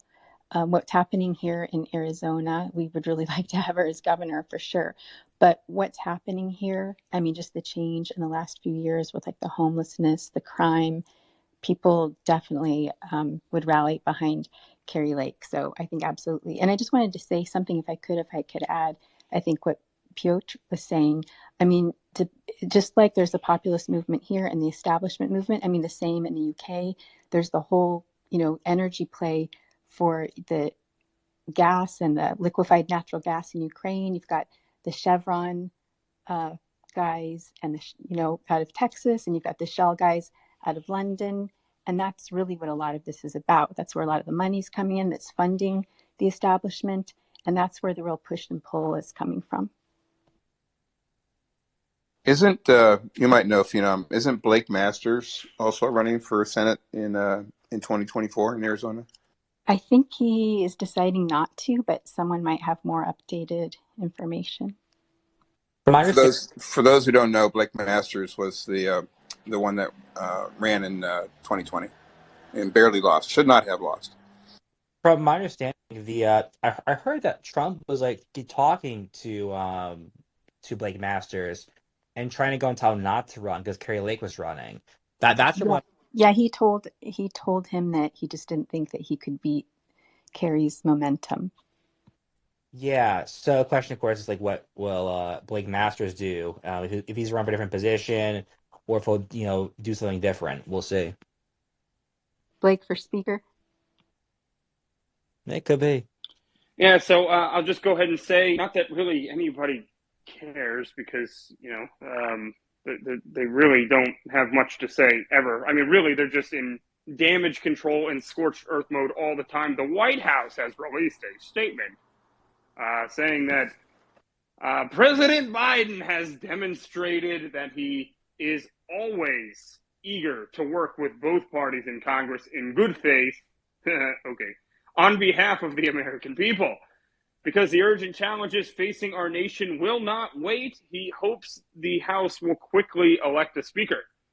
The American people deserve leadership that puts the issues affecting their lives front and center, as President Biden did today with more historic action to lower prescription drug prices. Okay, interesting timing. Well, once the House has met their responsibility to elect a speaker, he looks forward to working together with them and with the Senate to address the American people's priorities. So, thoughts on that? Is this actually, for the panel, it's an audience question that I was just about to get to. Is this actually a good thing for the Democrats? What say you guys? I'll say real quick, because when I heard about this whole, Speaker McCarthy is going to be voted out, like, here's what Democrats have in their playbook right now. They could either make a deal with McCarthy and have him back in power, or they run the whole card and say that the Republicans can't get anything done, and that's why we're, whatever. That's pretty much what I guess they'll run with. Politically speaking, that's their tactic, and I think they might use that to their advantage, but I don't think it's going to be this crazy, thing that they'll have some kryptonite or some really, crazy weapon. Like, it just that's the tactic they'll use. They'll use it no matter what. They're complaining about Republicans all the time anyway. So, I mean, it's not going to be much of a difference, but they will probably use that as see, Republicans can't make their mind up about a speaker. But to be quite frank about it, the speaker was not really a Republican to begin with. He was more of a Democrat or a rhino. So, Yeah. So I went ahead and pinned that statement for the top for anybody that remotely cares. And you're going to be rotating the panel here shortly, by the way. And so, if they make a deal with Democrats, it basically justifies the argument that there's a uniparty. And if they blame everything on Republicans, it falls back on the argument that Matt Gaetz motioned to vacate for. So I think it's still kind of a win-win when you look at it. McCarthy's been exposed, and so is all the coping and seething today up on Capitol Hill. I think it's a good angle to look at it from. Yeah, so Jack, you just actually replied to the thread here as I was going through the audience questions, and you gave a bio, of acting Speaker Patrick McHenry, who and you gave his profile from the World Economic Forum. And I think that's pretty interesting for the audience here. I went ahead and pinned that to the top as well. Can you kind of go through, do you know anything about him? If you don't, I'm sure Jim does, but I mean, did McCarthy just put up a globalist, like some super globalist, to be the acting Speaker of the House? It appears so, but I don't have an in-depth knowledge of this gentleman, so I'm going to punt this off to Jim if he does, but it does look that way, so that's why I post it. Yeah, so Jim, you have a little bio up at the top here. I don't know if you've worked with Patrick McHenry at all. I don't know if you know anything about him. But apparently he has ties to the World Economic Forum. So yeah, I'm acquainted with him. I have no respect, honestly. He's just part of the problem up in D.C. And the whole World Economic Forum, like, my gosh, I mean, what's so funny about some of these people in Congress is they have no awareness, it seems. Like, it doesn't even click in their minds sometimes that connecting with the World Economic Forum looks really, really bad. And yet their thinking is, well, I'm finding out what's going on, blah, blah, blah, blah. Listen, one of the things about the United States that him having a World Economic Forum profile just totally blows out of your mind is that we have a constitution. We can make and cooperate with whatever organizations and stuff we want to, if there's some need to do so. The World Economic Forum's not one of them, but we're involved in the UN, for example.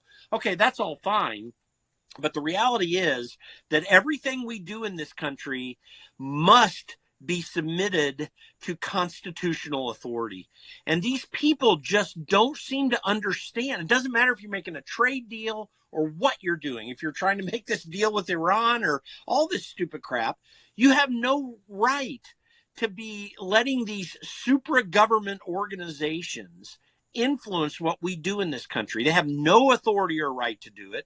We have an elected Congress that is supposed to determine how we're going to govern ourselves. And those elected congressmen are supposed to do what they do based upon their oath of office to defend and support the Constitution. 80% of our federal budget, at least, is unconstitutional. Now, it would take difficult political decisions to bring us back into Article 1, Section 8 authority again. That things like Social Security and Medicare are not constitutional. That's a difficult political lift to get out of those programs, and it certainly would have to happen over a period of time since we've made some promises, but it has to happen. We have to extract the federal government from so much of what we do. So that's why I get really frustrated with people like him that are willing to connect with that organization on that level. I don't have a problem if some congressman goes over to a World Economic Forum event. I mean, there's a little bit of a problem to that. But when you go to this degree, that is just so antithetical to what we are as a country. I'd like to add something, Jim, to what you said. The first line, if you look here, it says that he's part of the House Foreign Affairs Committee. That is extremely, extremely alarming to me because these, correct me if I'm wrong, are tied into the people that believe that we should eat bugs, we should have laser printed meats, and so on, the nonsense we hear coming from the left, but they're tied to them. So, you could beg the question of, I wonder what happens behind the scenes when they're having cocktails together in the conversation that happens and the agreements that come out of those. It's worse than that. If you watched him today on video, he wore a bow tie during the proceedings. And you just can't trust somebody who wears a bow tie. I'm sorry. Think about it. Well, I have to say that every once in a while when I dress up, I wear a bow tie. And you're telling me you can't trust me. And it's out there. I can't run away from it. Those pictures are there somewhere. But that having been said, he always wears a bow tie. And I think if you always wear one, maybe you can't trust him. But there's nuance there, Jim. Like, it seems like when a leftist, sorry, but when a leftist wears a bow tie, it signals something specific. I mean, but when it's the right, it means something more like a gentleman and more conservative. But Doc has a point too. When someone on the left wears a bow tie, it definitely sends a signal. It totally has that university leftist professor beta around it.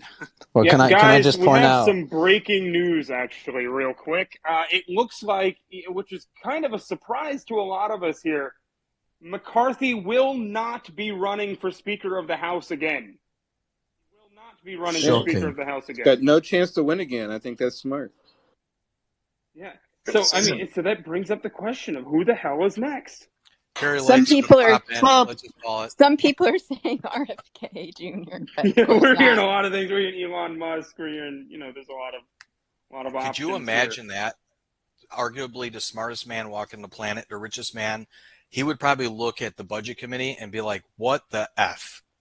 Honestly, think about how he would view government and how poorly it's been, ran. I've been a businessman for 25, almost 26 years. The government is a joke. And most of the people who are involved with the decision making of how our money is spent, in my opinion, are a joke. Simply because I know they've never had to balance a budget. They've never had to make sure payroll is going to come through. They've never signed a payroll check. They've never had to cut jobs to protect the company and have to give the talk to the employee you don't want to let go of and their family. They've never done any of that. So I could only imagine Elon Musk's brain just frying looking at how poorly the government is ran. Yeah, Dr. Gorka, I don't have a heart think you can attack. hear Jack, but Dr. Gorka, you said you have a quick comment. Go ahead.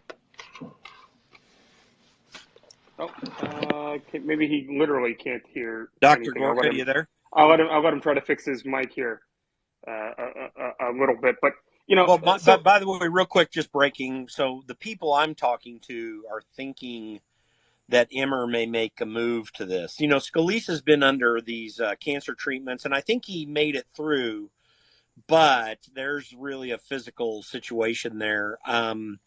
I would think that if he weren't in that situation, people would want to support him. I still think he'd be horrible, but, that might happen. Anyway, it's still kind of floating around right now, and I'm sure they're discussing it in caucus right now. Didn't I see him talking from the floor during the 30-minute speaking period before the vote? I thought I saw him. Yeah, he was. He's probably whipped it up and realizes it's just not going to happen. And I would agree with that assessment, by the way. It's for the best. Yeah. So he can't go back and get Dem votes. He absolutely can't, and neither can anyone else. Speaker's going to come out of the Republican caucus this time. Yeah. Yeah. So we're going to have Dr. Gorka back up here shortly. He had a few glitches, but oh my gosh. So this is a shock to all of us. I don't know. I don't want to speak for all of us, actually, but I definitely expected McCarthy to be running again. There was a fairly decent shot that maybe he would end up as speaker again, but he decided not to. Actually, I'm going to bring up two people here. I'm going to bring up Scott Presler. He's here. He is a huge name in the Republican Party at this point. He has registered so many new Republican voters. Maybe he can give us some sentiment on how, our run-of-the-mill Republican voters are thinking about McCarthy's ouster, whether or not they supported the policies of McCarthy, and so we'll get to you here in just a second, Scott, but we have Dr. Gorka back up on stage. I know you were having mic problems. What say you? I just want to say one thing about bow ties. If you're from the South and you're a Southern gentleman, you can wear a bow tie. If you know how to spell seersucker, you can wear a bow tie. Otherwise, if you're not wearing a dinner jacket, you must not be trusted if you wear a bow tie. There's a reason I love this guy. These are boomer rules from a long time ago. You youngsters don't understand this stuff. Hey, by the way, so I haven't found it yet, and I'll text him and ask, I guess, but Gays for Trump just DM'd me and said that Thomas Massey has tweeted out Jim Jordan for speaker. That would be interesting. That would certainly be interesting, actually. So, and like I said, we're going to get a hell of a lot of information here tonight. That's why we're keeping this space going. The House is going to reconvene here in just a bit. They're currently in caucus yelling at each other, and we're getting a lot of information here very quickly. But while we have... real quick, have you guys talked about the gag order that was put on President Trump? We definitely will. That's on the list. We'll definitely get to that. But, we have Scott Presler up here on stage. His literal job is to talk to Republican voters or people that, he re-registers more Republican voters than the Republican Party could ever hope to do, especially Ronna McDaniel, who refuses to talk to Scott because he's too effective and, she's a little bit afraid of him. But Scott, welcome to the stage. What are your thoughts talking to Republican voters? Do they support Speaker McCarthy? The crap that's, I'm sorry, not crap. I can't say that. The stuff that Speaker McCarthy was attempting to push through. What's your sentiment? Hey, y'all. Thank you. Well, look, the base, I think, is overwhelmingly happy over the ousting of today. And I don't think you'll find many Republicans that were happy with the job that the Speaker and our Republican Congress is doing. And look at people's threads. Those that supported the Speaker are being overrun, and those that voted to oust him are being celebrated. Now, I think it's interesting that people are suggesting Jordan as the Speaker, but I'm telling you right now, my gut instinct is pretty good. I could see it very well that Nancy Mace could be putting in a run to be Speaker. She was just on The View, ingratiating herself to the left. They just put forth the MACE Act, MACE, her last name, and she voted as a part of the oustees. So she has ingratiated herself to the very conservative base as well. I'm telling you right now, I could see her as a contender. Woman, she fits the bill. She's fighting for women's rights, etc. So that's just my my gut intuition on that. Wow, that's a hot take. It's a good take, Scott. I think after watching Nancy Mace on The View yesterday that Scott was talking about, I could back that. Yeah, but her vote to join with the other conservatives wasn't a needed vote. You know, it's sort of easy to jump on that bandwagon if you know that you've already got the votes in hand. I don't know that she knew that, but I mean, I would ask that question. This could have been a political calculation, and maybe she's got some support. And by the way, it's up in the Jumbotron. Thomas Massey did tweet that. Now, two things that means. One, that confirms in another way that McCarthy has said probably to the conference that he's not going to run. So that confirms that, because I don't think Thomas, just knowing him, I don't think he would have done the Jim Jordan thing unless he knew for a fact that McCarthy wasn't going to run. So and honestly, you never know. Jim Jordan may become speaker, but I think he's going to tell everybody he doesn't want it. But who knows what might happen here? I'm still kind of talking to people trying to figure it out. I'll say real quick with Jim Jordan, because didn't he have a big speech, backing McCarthy on the House floor? Yeah, he did, but that's what he was going to do, particularly as a committee chairman of Judiciary. But that it's all off now. Again, Jim has not wanted that job at all. I mentioned earlier, I've been involved with meetings back in the pre-House Freedom Caucus days where people were telling him to run for speaker, and he was getting up out of his chair to get away from that, and people pushed him back in the chair.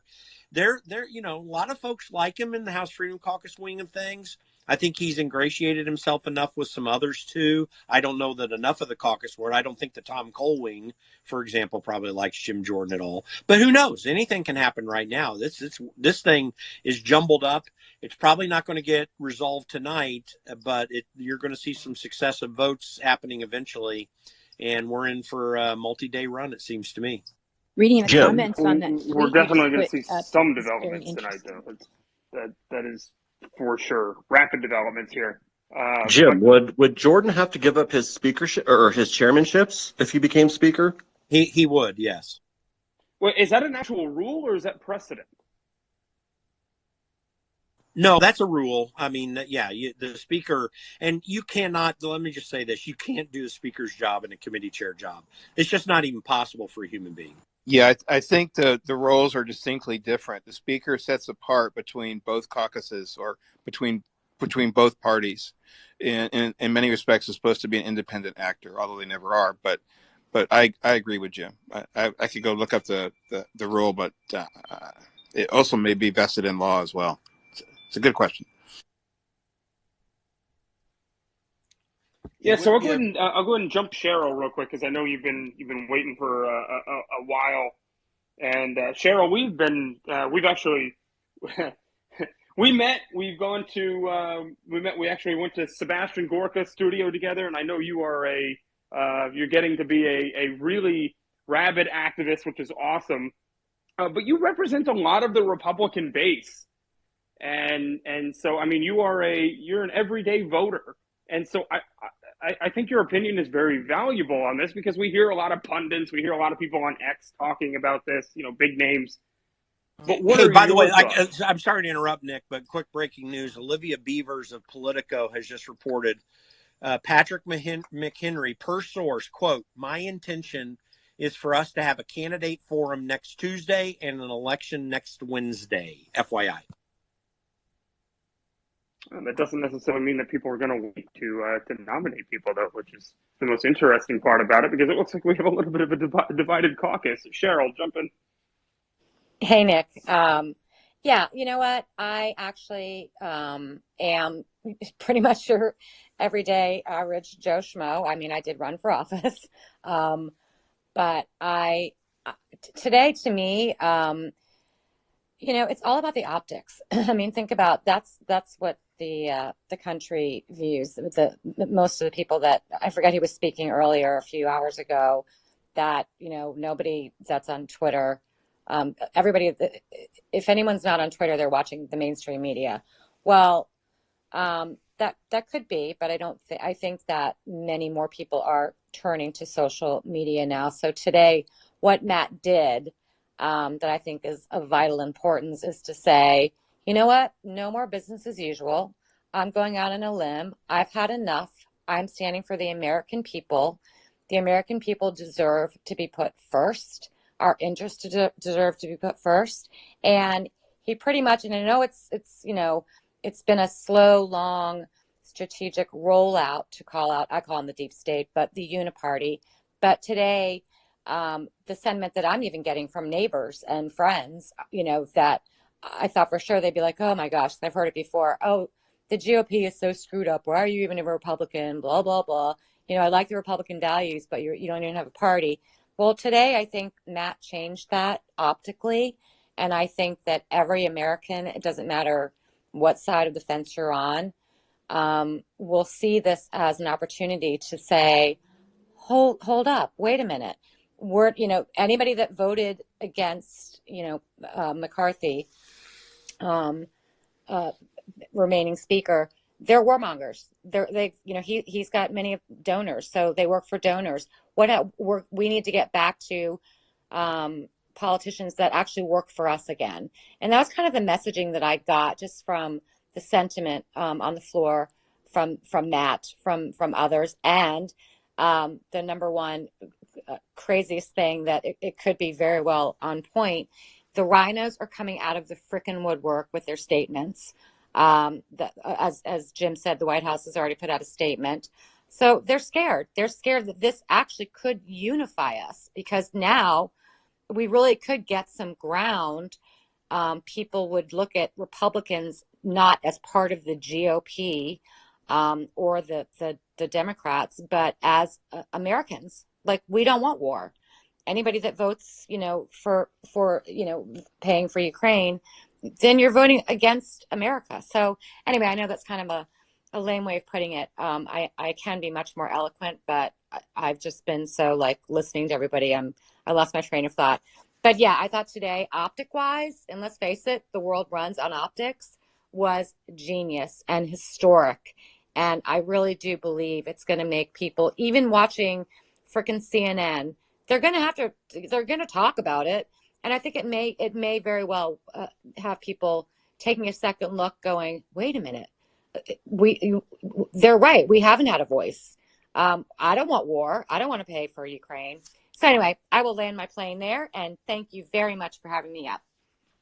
Thank you, Cheryl. Cheryl. You always speak eloquently. And just maybe a little breaking news. I don't know if it's tongue in cheek, but Congressman Troy Nehls of Texas, said Kevin McCarthy will not be running again as Speaker. I nominate Donald J. Trump for Speaker of the House. Ah, yes. Okay. There we go. There we go. Yeah. So I mean, we definitely saw this coming, and Jim, just for the audience, because we did get this audience question, guys, bottom right hand corner, because I'm actually reading them. I have nothing else to do with my time at this point, because Twitter seems to be a full-time job somehow. But anyway, yeah. So what is the process here? Because anybody can nominate anybody. And what would be the process in order to get somebody like Donald Trump to be Speaker of the House? Yeah, it's just a matter of nominating him on the floor, which maybe Troy Nehls himself would do it. It ain't going to happen. Too many Republicans in that caucus hate him or are hesitant about him. But he's got a lot of supporters in the caucus too. I just don't know that there's enough to bring it around. But that would be very, very fun. I would just love to see it just for the fun of it. Yeah, exactly. Yeah, with Trump sitting there in the back row, just watching the proceedings with his feet up on the desk. Hey, quick question for Jim. Last time Justin Amash sort of signaled that he was interested, that would be interested in the speakership. And I'm curious if you think that would be a possibility at all if anybody would nominate him.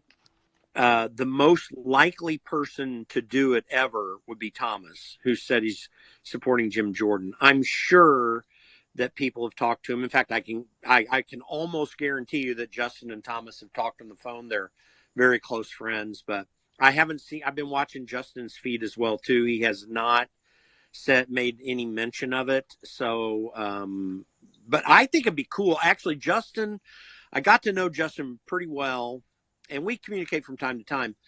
He's very capable of doing something like that because he's very smart. He's a very organized person, very thoughtful, and I think he'd be very fair. I actually believe that he'd be the type of person who could be a truly good speaker, but the likelihood seems very low in my mind.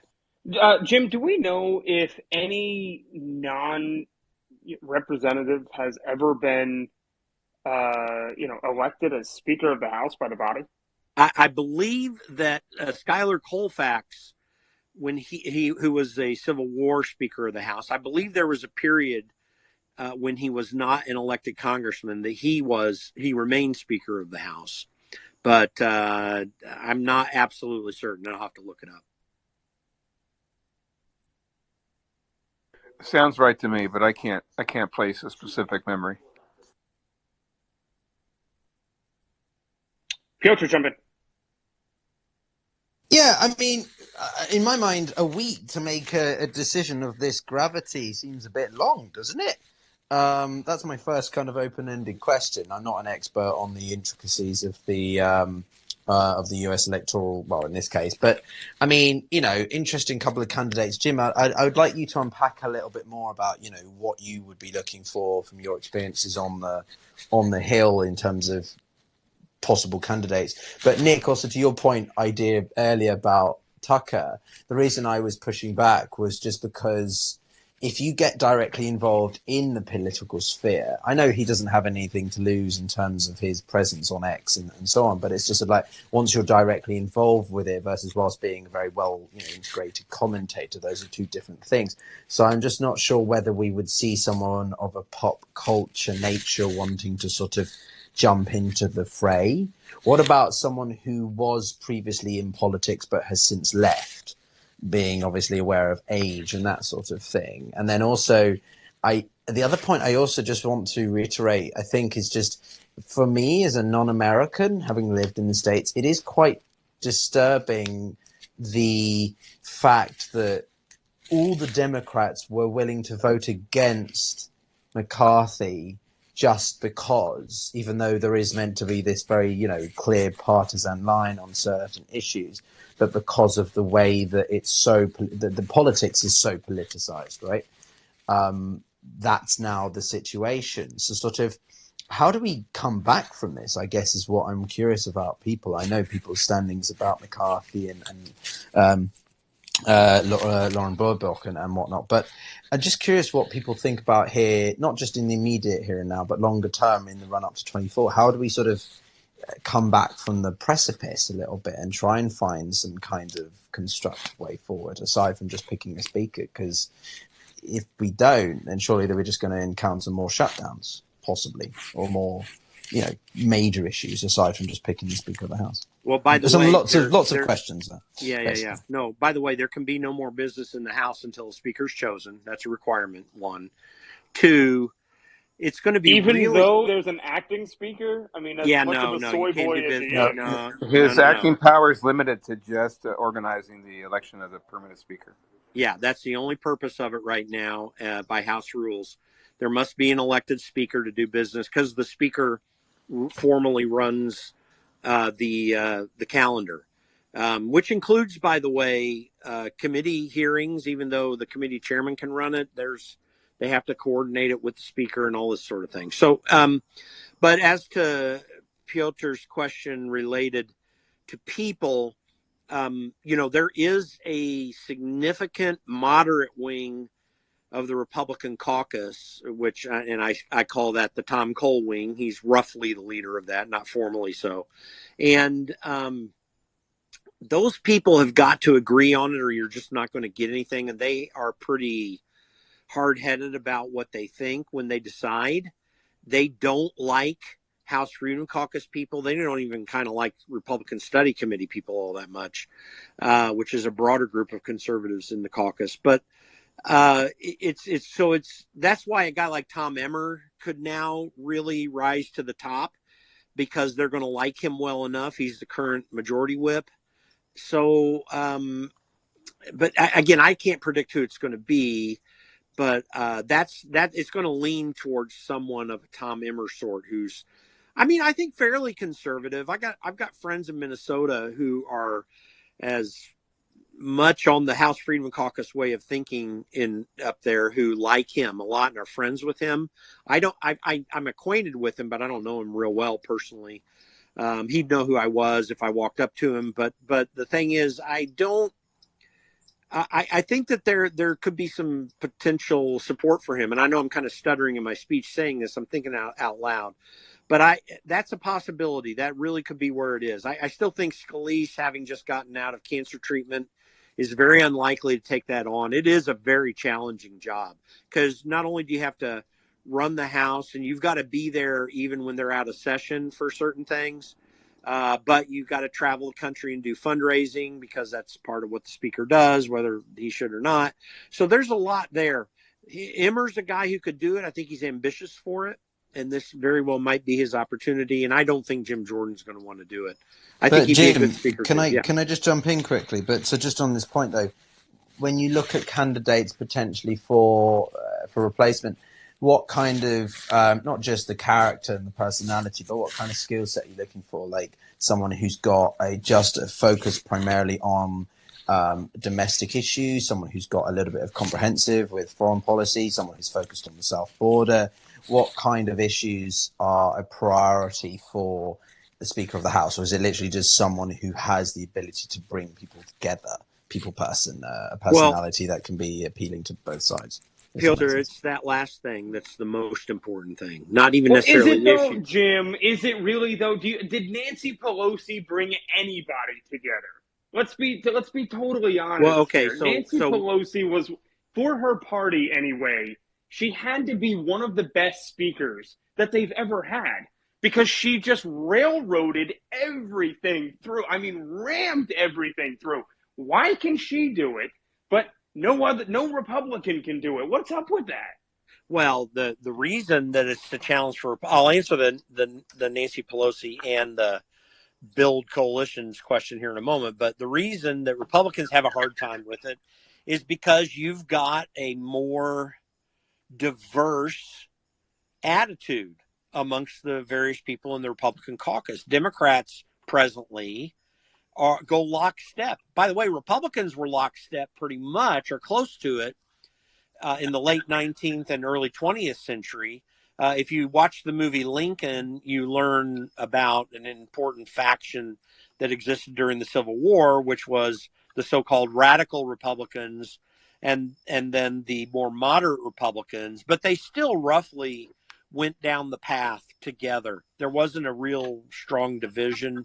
They mostly agreed on some things. Where they differed in that case was on the issue of slavery and how aggressively to go after it. Now, so that's the reason you get that trouble. Now, in terms of Nancy Pelosi and how that would relate to a speaker here, I'm not saying that person unites people around everybody feeling good about one another.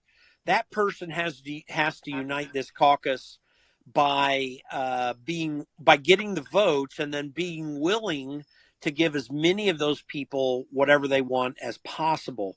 But see, the difficulty in that is lately that speaker has sided with the moderate Tom Cole wing, because once you get elected to speaker, unless there's a motion to vacate, then you've got a lot of people on your side for stuff. So that's why they've been willing to do these massive compromises. And we have not until tonight come to a place where people were willing to take the guy down in this particular kind of a fashion.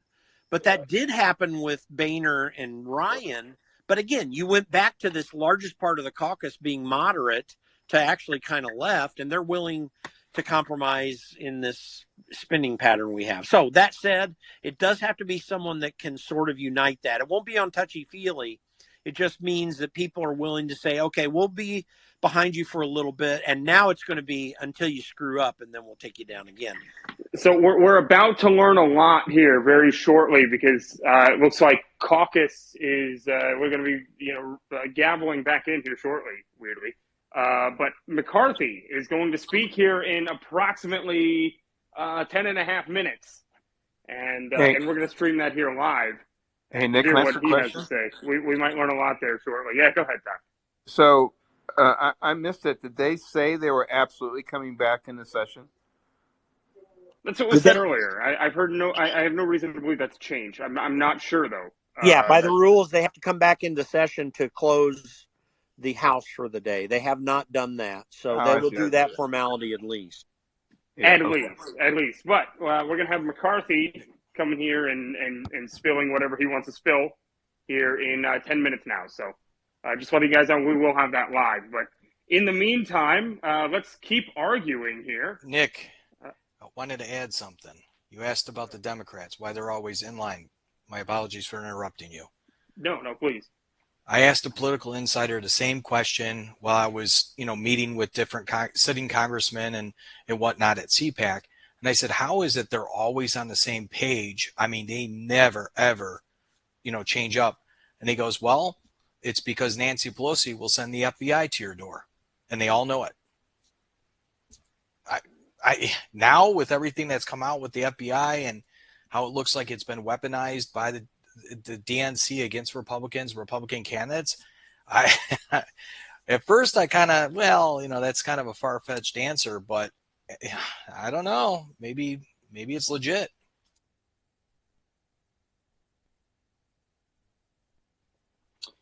Yeah, so let's see here. Stealth, you've been talking to political insiders here. Maybe have a little bit of a scoop on the McCarthy situation and maybe how McCarthy's been reacting to this, what they've been talking about. What's Yeah, so about the 5 top donors out in California from McCarthy and Trump from my community were helping me dealing with the vaccine mandates of the schools, because they donate about $30 million a year to these private schools who are doing vax mandates, right? At the time, I ended up grabbing those 5 and we started our own school, and they partnered with Seashore Academy. If you guys know what that is, very anti-vax, very MAGA pro-right leadership over there. So I called them because Laura Loomer's still in California, and I wanted to get her in front of a couple people regarding Gavin Newsom. And I got the wife and the husband kind of on call simultaneously saying that they were trying to get a hold of McCarthy. They were concerned what's going on with this Trump stuff. They're not so happy because, they need some representation in California, meaning a Republican. They were highly concerned, and they felt, and this was their position, and they wanted to know my opinion on it, that a lot of this was intentionally done in order to pull back some of the freedoms and rights that the Freedom Caucus had won for to give McCarthy that speakership, and that there is some type of backdoor deals going on. And so I wanted your guys' opinion on that. Also, Axios came out with an article. The other sentiments they had is they were confused as to, and I'm assuming they did some donorship as well with Matt Gaetz, which was part of the conversation out in Florida, because they're, they live in a couple states, some of these individuals, both Florida and California, for business reasons, was why was this done without a plan in mind, like an end game or an end plan? Now McCarthy's announced that he's not going to rerun. My understanding is he has to submit when he resigns 5 names that have to be, I guess, like in done confidentially. So their attitude was, what is going on? Especially with Newsom on the rise, they're highly concerned about this and what this means for Trump, because they saw Trump's statements, which is basically like, why are we infighting rather than focusing on the left progressive DNC tactics? And we still don't have a real voting ground game, obviously, that's coming up. And so they felt that this was a coordinated, for multiple reasons. The left has a left problem. We know there's a problem with Biden, is what they said, and they're concerned about, surrogates like Gavin Newsom being Biden's surrogate, which has put pressure on California and for their interests as well. And obviously, the DeSantis campaign isn't going the way that anybody planned, so they're sticking very strongly by Trump, but they're worried about this loss with McCarthy, and they want to know, who gave Matt the right and the vote and the support to go and do this? And was this intentionally planned? Because there's a lot going on right now in the Biden administration that they don't want to publicly talk about. So whenever you see big things happening like this, there's usually Senate hearing committees and shenanigans going on, CIA whistleblowers, Peter Daszak coming in on November 14th, problems with the Iran deal, problems with Iran spies, all this stuff in the last couple of weeks. Something else must be going on when you have these kind of things popping up. So they're concerned what this means. So I just want your opinion. But this isn't really new. It took 15 rounds of voting to even get McCarthy in. So this isn't anything hasty. Everyone already knows that there's a huge disconnect between what Kevin McCarthy works with the establishment. Ukraine is one of the biggest issues, foreign policy, the border. He said that if Mayorkas didn't resign a year ago, that he would be facing impeachment. So none of this is really new. This and people have been considered and been talking about this ever since it took 15 rounds to even get McCarthy in. It's not like McCarthy was like a big shoo-in or anything. Any other thoughts? I appreciate that, Phenom. No, what I think is interesting is why. I mean, because look, if they were to put up Hakeem Jeffries or whatever, I mean, Hakeem Jeffries would get unanimous support from the Democrat Party. It doesn't necessarily mean, well, it definitely doesn't mean that he would win the speakership. Although I'm just warning you guys out there, please, God, go and vote. Please go and vote for these congressional races, because we're going to end up with Speaker Hakeem Jeffries. And if you listen to the guy speak, I mean, we're getting close to the Bernie Sanders wing of the party here.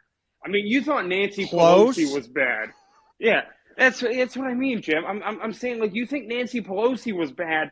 Hell, if I had to pick if I was forced at gunpoint to hit one button, Pelosi or Hakeem Jeffries, I'm going to hit Pelosi. Because Hakeem Jeffries is terrifying for this country. I mean, we're going to end up. You think the debt's bad now? You think the McConnell-Pelosi budgets are terrible? Wait until you have Hakeem Jeffries come up here. So, Nick, really quickly, I just want to finish the Axios thing with Nick. I hate to say that. It terrifies me to say Bootleg that. Obama And somebody Jeffries. probably recorded that. Yeah, he's pretty much, Obama-like. Yeah, Obama, but not as So, cool. Nick, with the nomination of LaFonza for California to take over Feinstein's seat, and her having access to all this female voters list, right? There's a concern around that. Just everything's going so far to the left. Axios released something a few minutes ago from Liam Donovan, who's a GOP consultant. I don't know if, Jim, you know this gentleman. He said that the more dysfunctional the House is, the more it empowers the Senate to determine what becomes law. He also said that he tracks all these, what he calls House's right-wing bomb throwers. He said if the Freedom Caucus truly opposed an omnibus, Donovan suggested members would support whatever appropriations bill could get 218 votes to pass. In reality, in quotes, failure is preferable to incremental victory because it validates their view that both the Republican and Democrat establishment are corrupt and content with the status quo, Donovan said. So I just wanted your feedback on that take. It looks like, Jim, I don't know, I think you're monitoring this, and I'm sorry, please keep that in mind here. Yeah, I've got, just so everyone knows, I've got everything up right now to play McCarthy's speech, so I'll immediately go into it. When it comes up, we'll be able to hear the whole thing. And but it's what I'm trying to figure out with people I talk to is I just confirmed with some folks. They sent out a whip notice already. There are no votes for the rest of the week, just FYI. So they are going to do what McHenry was suggesting. So everyone will fly home tonight probably. And we don't know that yet, Jim. Let's wait until we have that information here. We're going to keep going until we have that information for sure. But it does look like Speaker McCarthy put out a tweet here. I keep saying speaker, ex-speaker, former Speaker McCarthy, fired, disgraced Speaker McCarthy, says, quote, I will not seek to run again for Speaker of the House. I may have lost the vote today, but I fought for what I believe in, and I believe in America. It has been an honor to serve for, he didn't say this part, but, for 8 months. Now, I'm going to be honest with you guys. He is. Did he say he was going to go home and spend more time with his family? No, he didn't say that part. So, nope, definitely didn't say that part. But, McCarthy, look, I had my opinions on McCarthy before. It got really bad when he decided to specifically put him or his team decided to specifically blacklist me from a press conference out in Hawaii when I was out there trying to press him on the aid that they, weren't. Here we go. He's speaking. Got to do it. If you ever come to my office, you'll see the portraits of Lincoln and Reagan. And I firmly believe if Reagan gave us advice, he would say, if you believe your principles bring people greater freedom, you should be happy about it. I've always been excited that I've been a happy conservative. But I've always believed that I've been so fortunate to be an American. My journey to this office was something people wouldn't understand. I grew up in a town of Bakersfield, California, the son of a firefighter, the grandson of immigrants. Parents worked hard, the youngest in my family. Didn't have great wealth, and got out of high school, I didn't have great grades. Couldn't get a scholarship, went to community college. Flipped cars to try to pay my way through it. Went to visit some buddies away in college for a weekend, stopped at the grocery store to cash a check, and I won the lottery. One of the first in California. It was before Biden economics. It was only 5,000, but it went much further back then. Took my folks to dinner, put the majority of the rest of the money into the stock market, and did pretty well. The next semester, I took a break from school. I went to buy a franchise, but no one said they would sell me one. I was only 20 years old. But I learned then never to give up. So I opened my own business, selling sandwiches. 3 things I learned. First to work, last to leave, last to be paid. I wanted to finish my college degree. At that time, no one in my family had finished a 4-year degree. I did pretty well. I now had enough money that I could pay my way through school as long as I went to Cal State. So I sold my business, going to school. I opened up the local paper and said, be a summer intern in Washington, D.C. with my local congressman. I did not know this man, but I thought he'd be lucky to have me, so I applied. And you know what he did? He turned me down. But you want to know the end of the story? I got elected to a seat I couldn't get an internship for. I ended up being the 55th Speaker of the House. One of the greatest honors. Fired. I loved every minute. And the one thing I will tell you is, doing the right thing isn't always easy, but it is necessary. I don't regret standing up for choosing governance over grievance. It is my responsibility. It is my job. I do not regret negotiating. Our government is designed to find compromise. I don't regret my efforts to build coalitions and find solutions. I was raised to solve problems, not create them. So I may have lost a vote today, but as I walk out of this chamber, I feel fortunate to have served the American people. I leave the speakership with a sense of pride, accomplishment, and yes, optimism. From the day I entered politics, my mission has always been to make tomorrow better than today. I fought for what I believe in, and I believe in this country of America. My goals have not changed. My ability to fight is just in a different form. You need 218. Unfortunately, 4% of our conference can join all the Democrats and dictate who can be the Republican speaker in this House. I don't think that rule is good for the institution, but apparently I'm the only one. I believe I can continue to fight, maybe in a different manner. I will not run for speaker again. I'll have the conference pick somebody else. I hope you realize that every day I did the job, regardless whether you underestimated me or not, I wanted to do it with a smile. I grew to enjoy you, even on your toughest days and your questions. I could always tell what day it was based upon your question. Monday, you would ask if I could pass the bill. Tuesday was whether the rule would pass. Wednesday was the greatest challenge ever to my speakership. And Thursday, when we passed the bill, you didn't think it was a very big deal. And it all started again on Friday.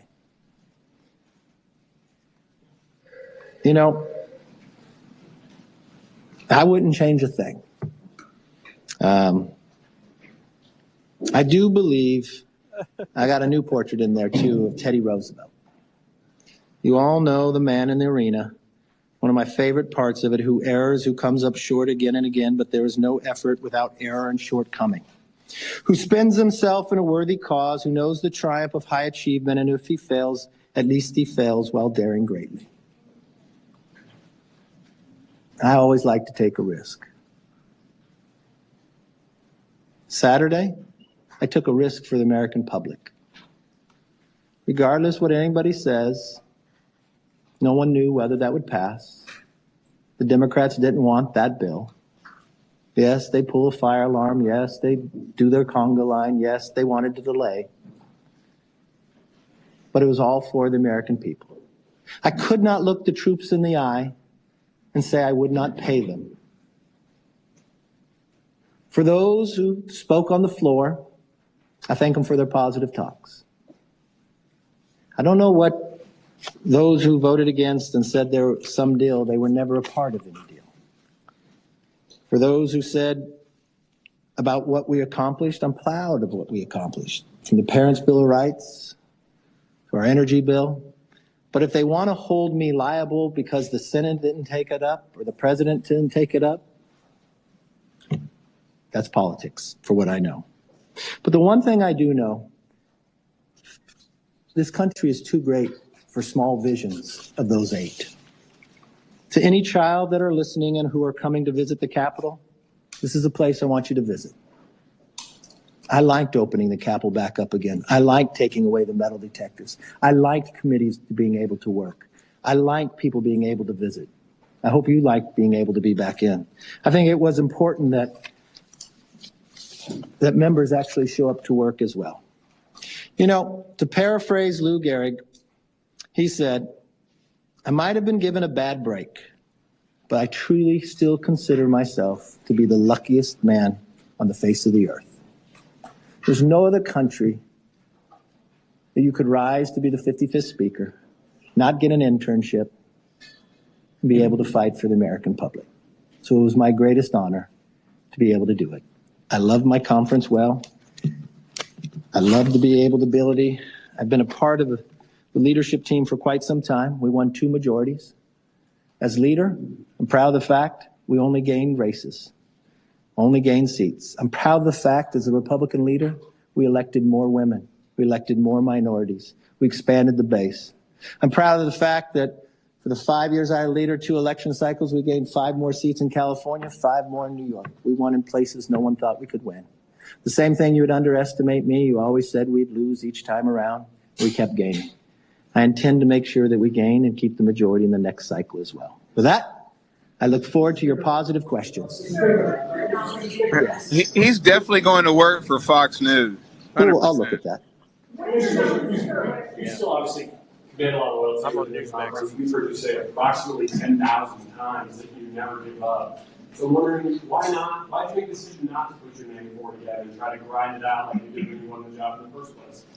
You know, you need 218 for the rule, 218 to move forward. And I'll never give up on the American people. That doesn't mean I have to be Speaker to do what I have to do for the American people. There's a lot of things I could do for the American people. But you know what's interesting? Everybody's sitting there. In today's world, if you're sitting in Congress and you took a gamble to make sure government was still open, and 8 people can throw you out as Speaker, and the Democrats who said they wanted to keep government open, I think you've got a real divide. I think you've got a real institutional problem. Interesting, it was in this room after we had won the majority, I had become Speaker list, and Nancy Pelosi came to me. She was Speaker at the time on the way out. And I told her I was having issues with getting enough votes. And she said, what's the problem? I said, they want this one person can rule you out. She was the only Speaker to have changed that rule. I had the power to call the vote on her, but I never would. I lost some votes because of it. And she said, just give it to him. I'll always back you up. I made the same offer to Boehner and same thing to Paul, because I believe in the institution. I think today was a political decision by the Democrats. And I think the things they have done in the past hurt the institution. And they just started removing people from committee. And they just started doing the other things. And my fear is the institution fell today. Because you can't do the job if 8 people, you have 94% or 96% of your entire conference, but 8 people can partner with the whole other side. How do you govern?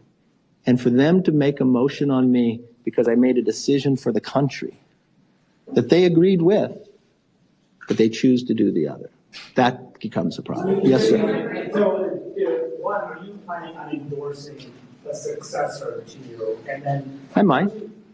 You might. Yeah. Who would that be? I don't know who's running that. Okay. I'll talk to people.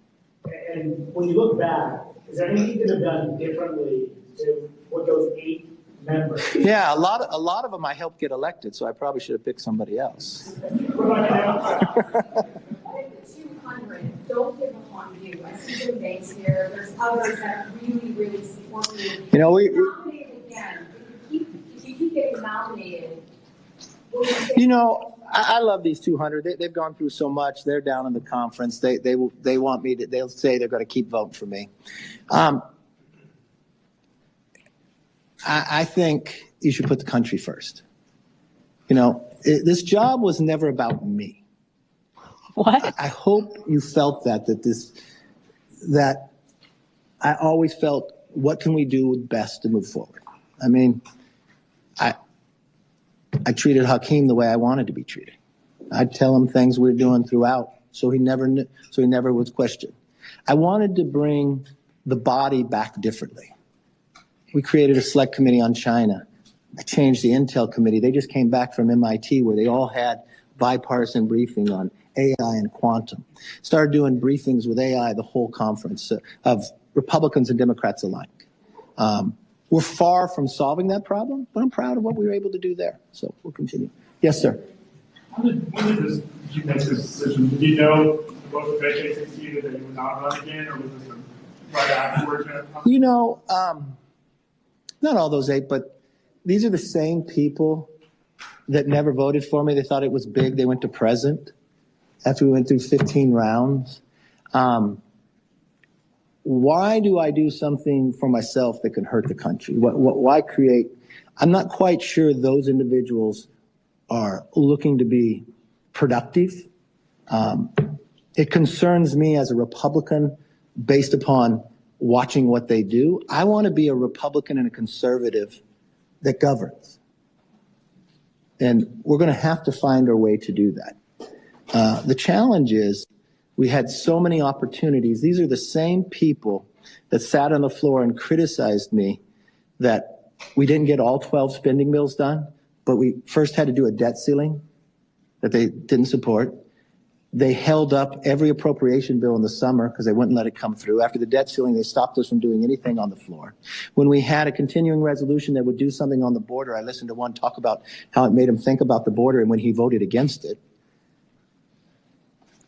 And then they wanted to challenge me because I worked with the other side so America could go forward and government could stay open.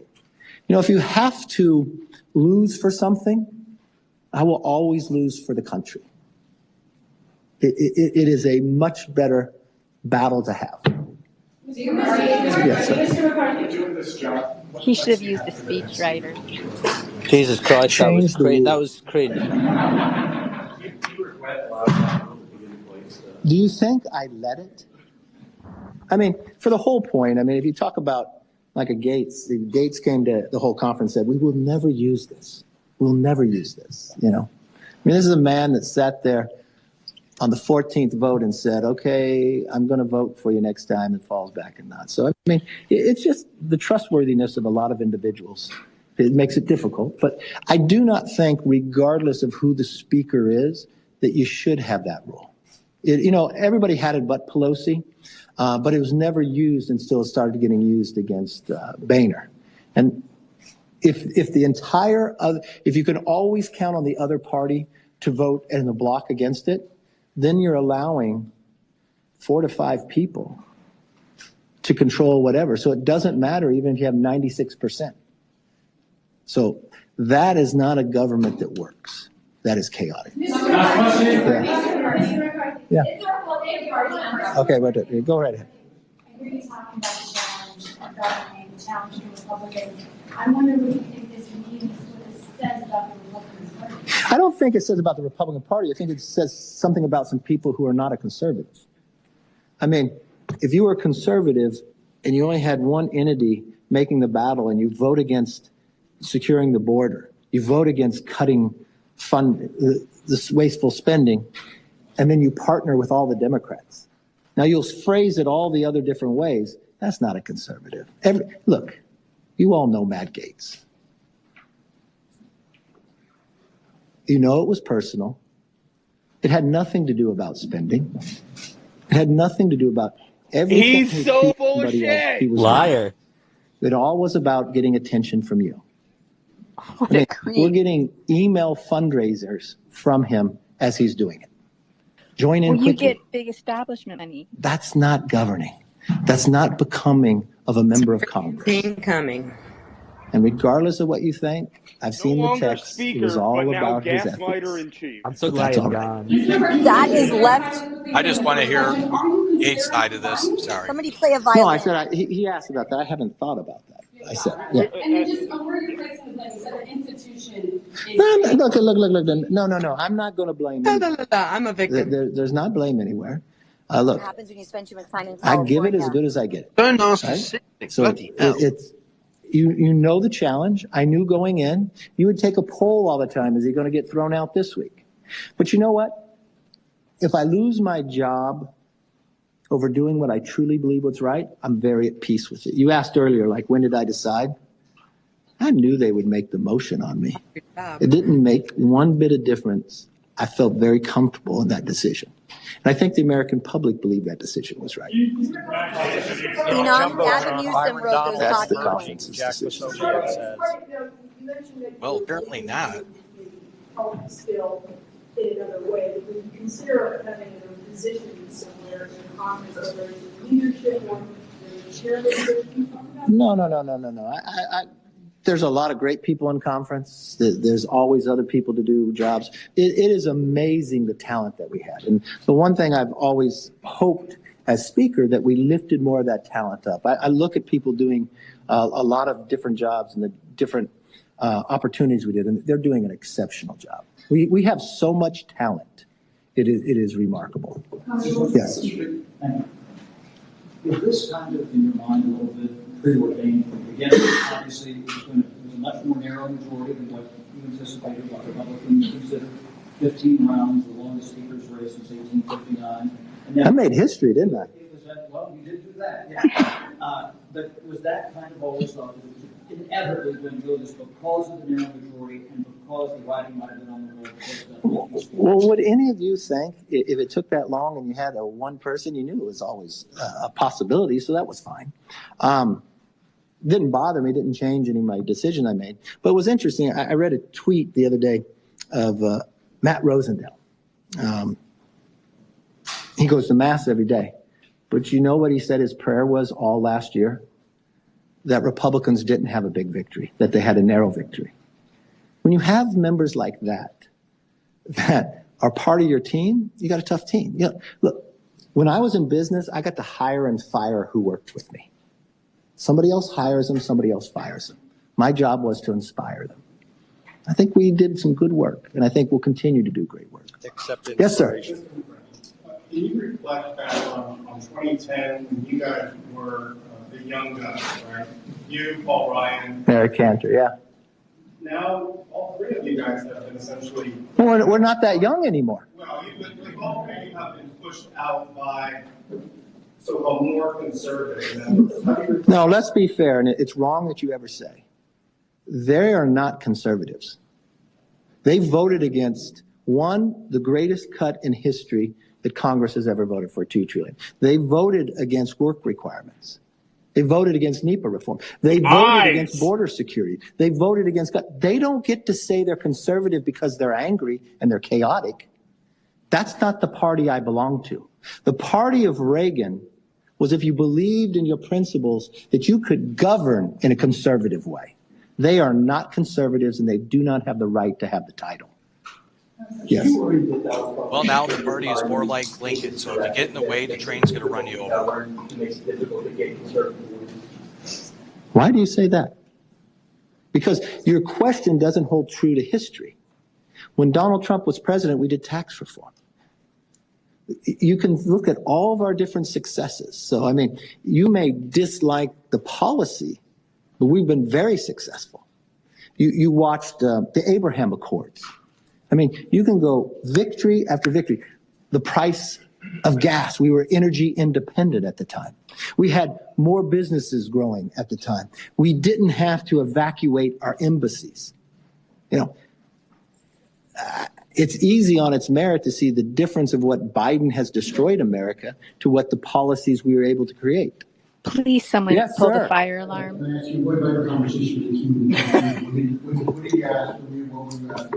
No, we didn't ask for anything. Yeah, I'm wondering how much more we want to listen to. So, Jim? No. And, you know, I have a lot of respect McCarthy for called Burchett last night and teased him because Burchett said to him, I'm praying over what to do regarding what's going on with you. And he mocked him. And now he's talking about, you know, religious and praying. I mean, he was pissed. That's why he said he voted to pull him out. That was Burchett's comments. He mocked me that I was praying for the right thing to do. And he goes, and that was it for me.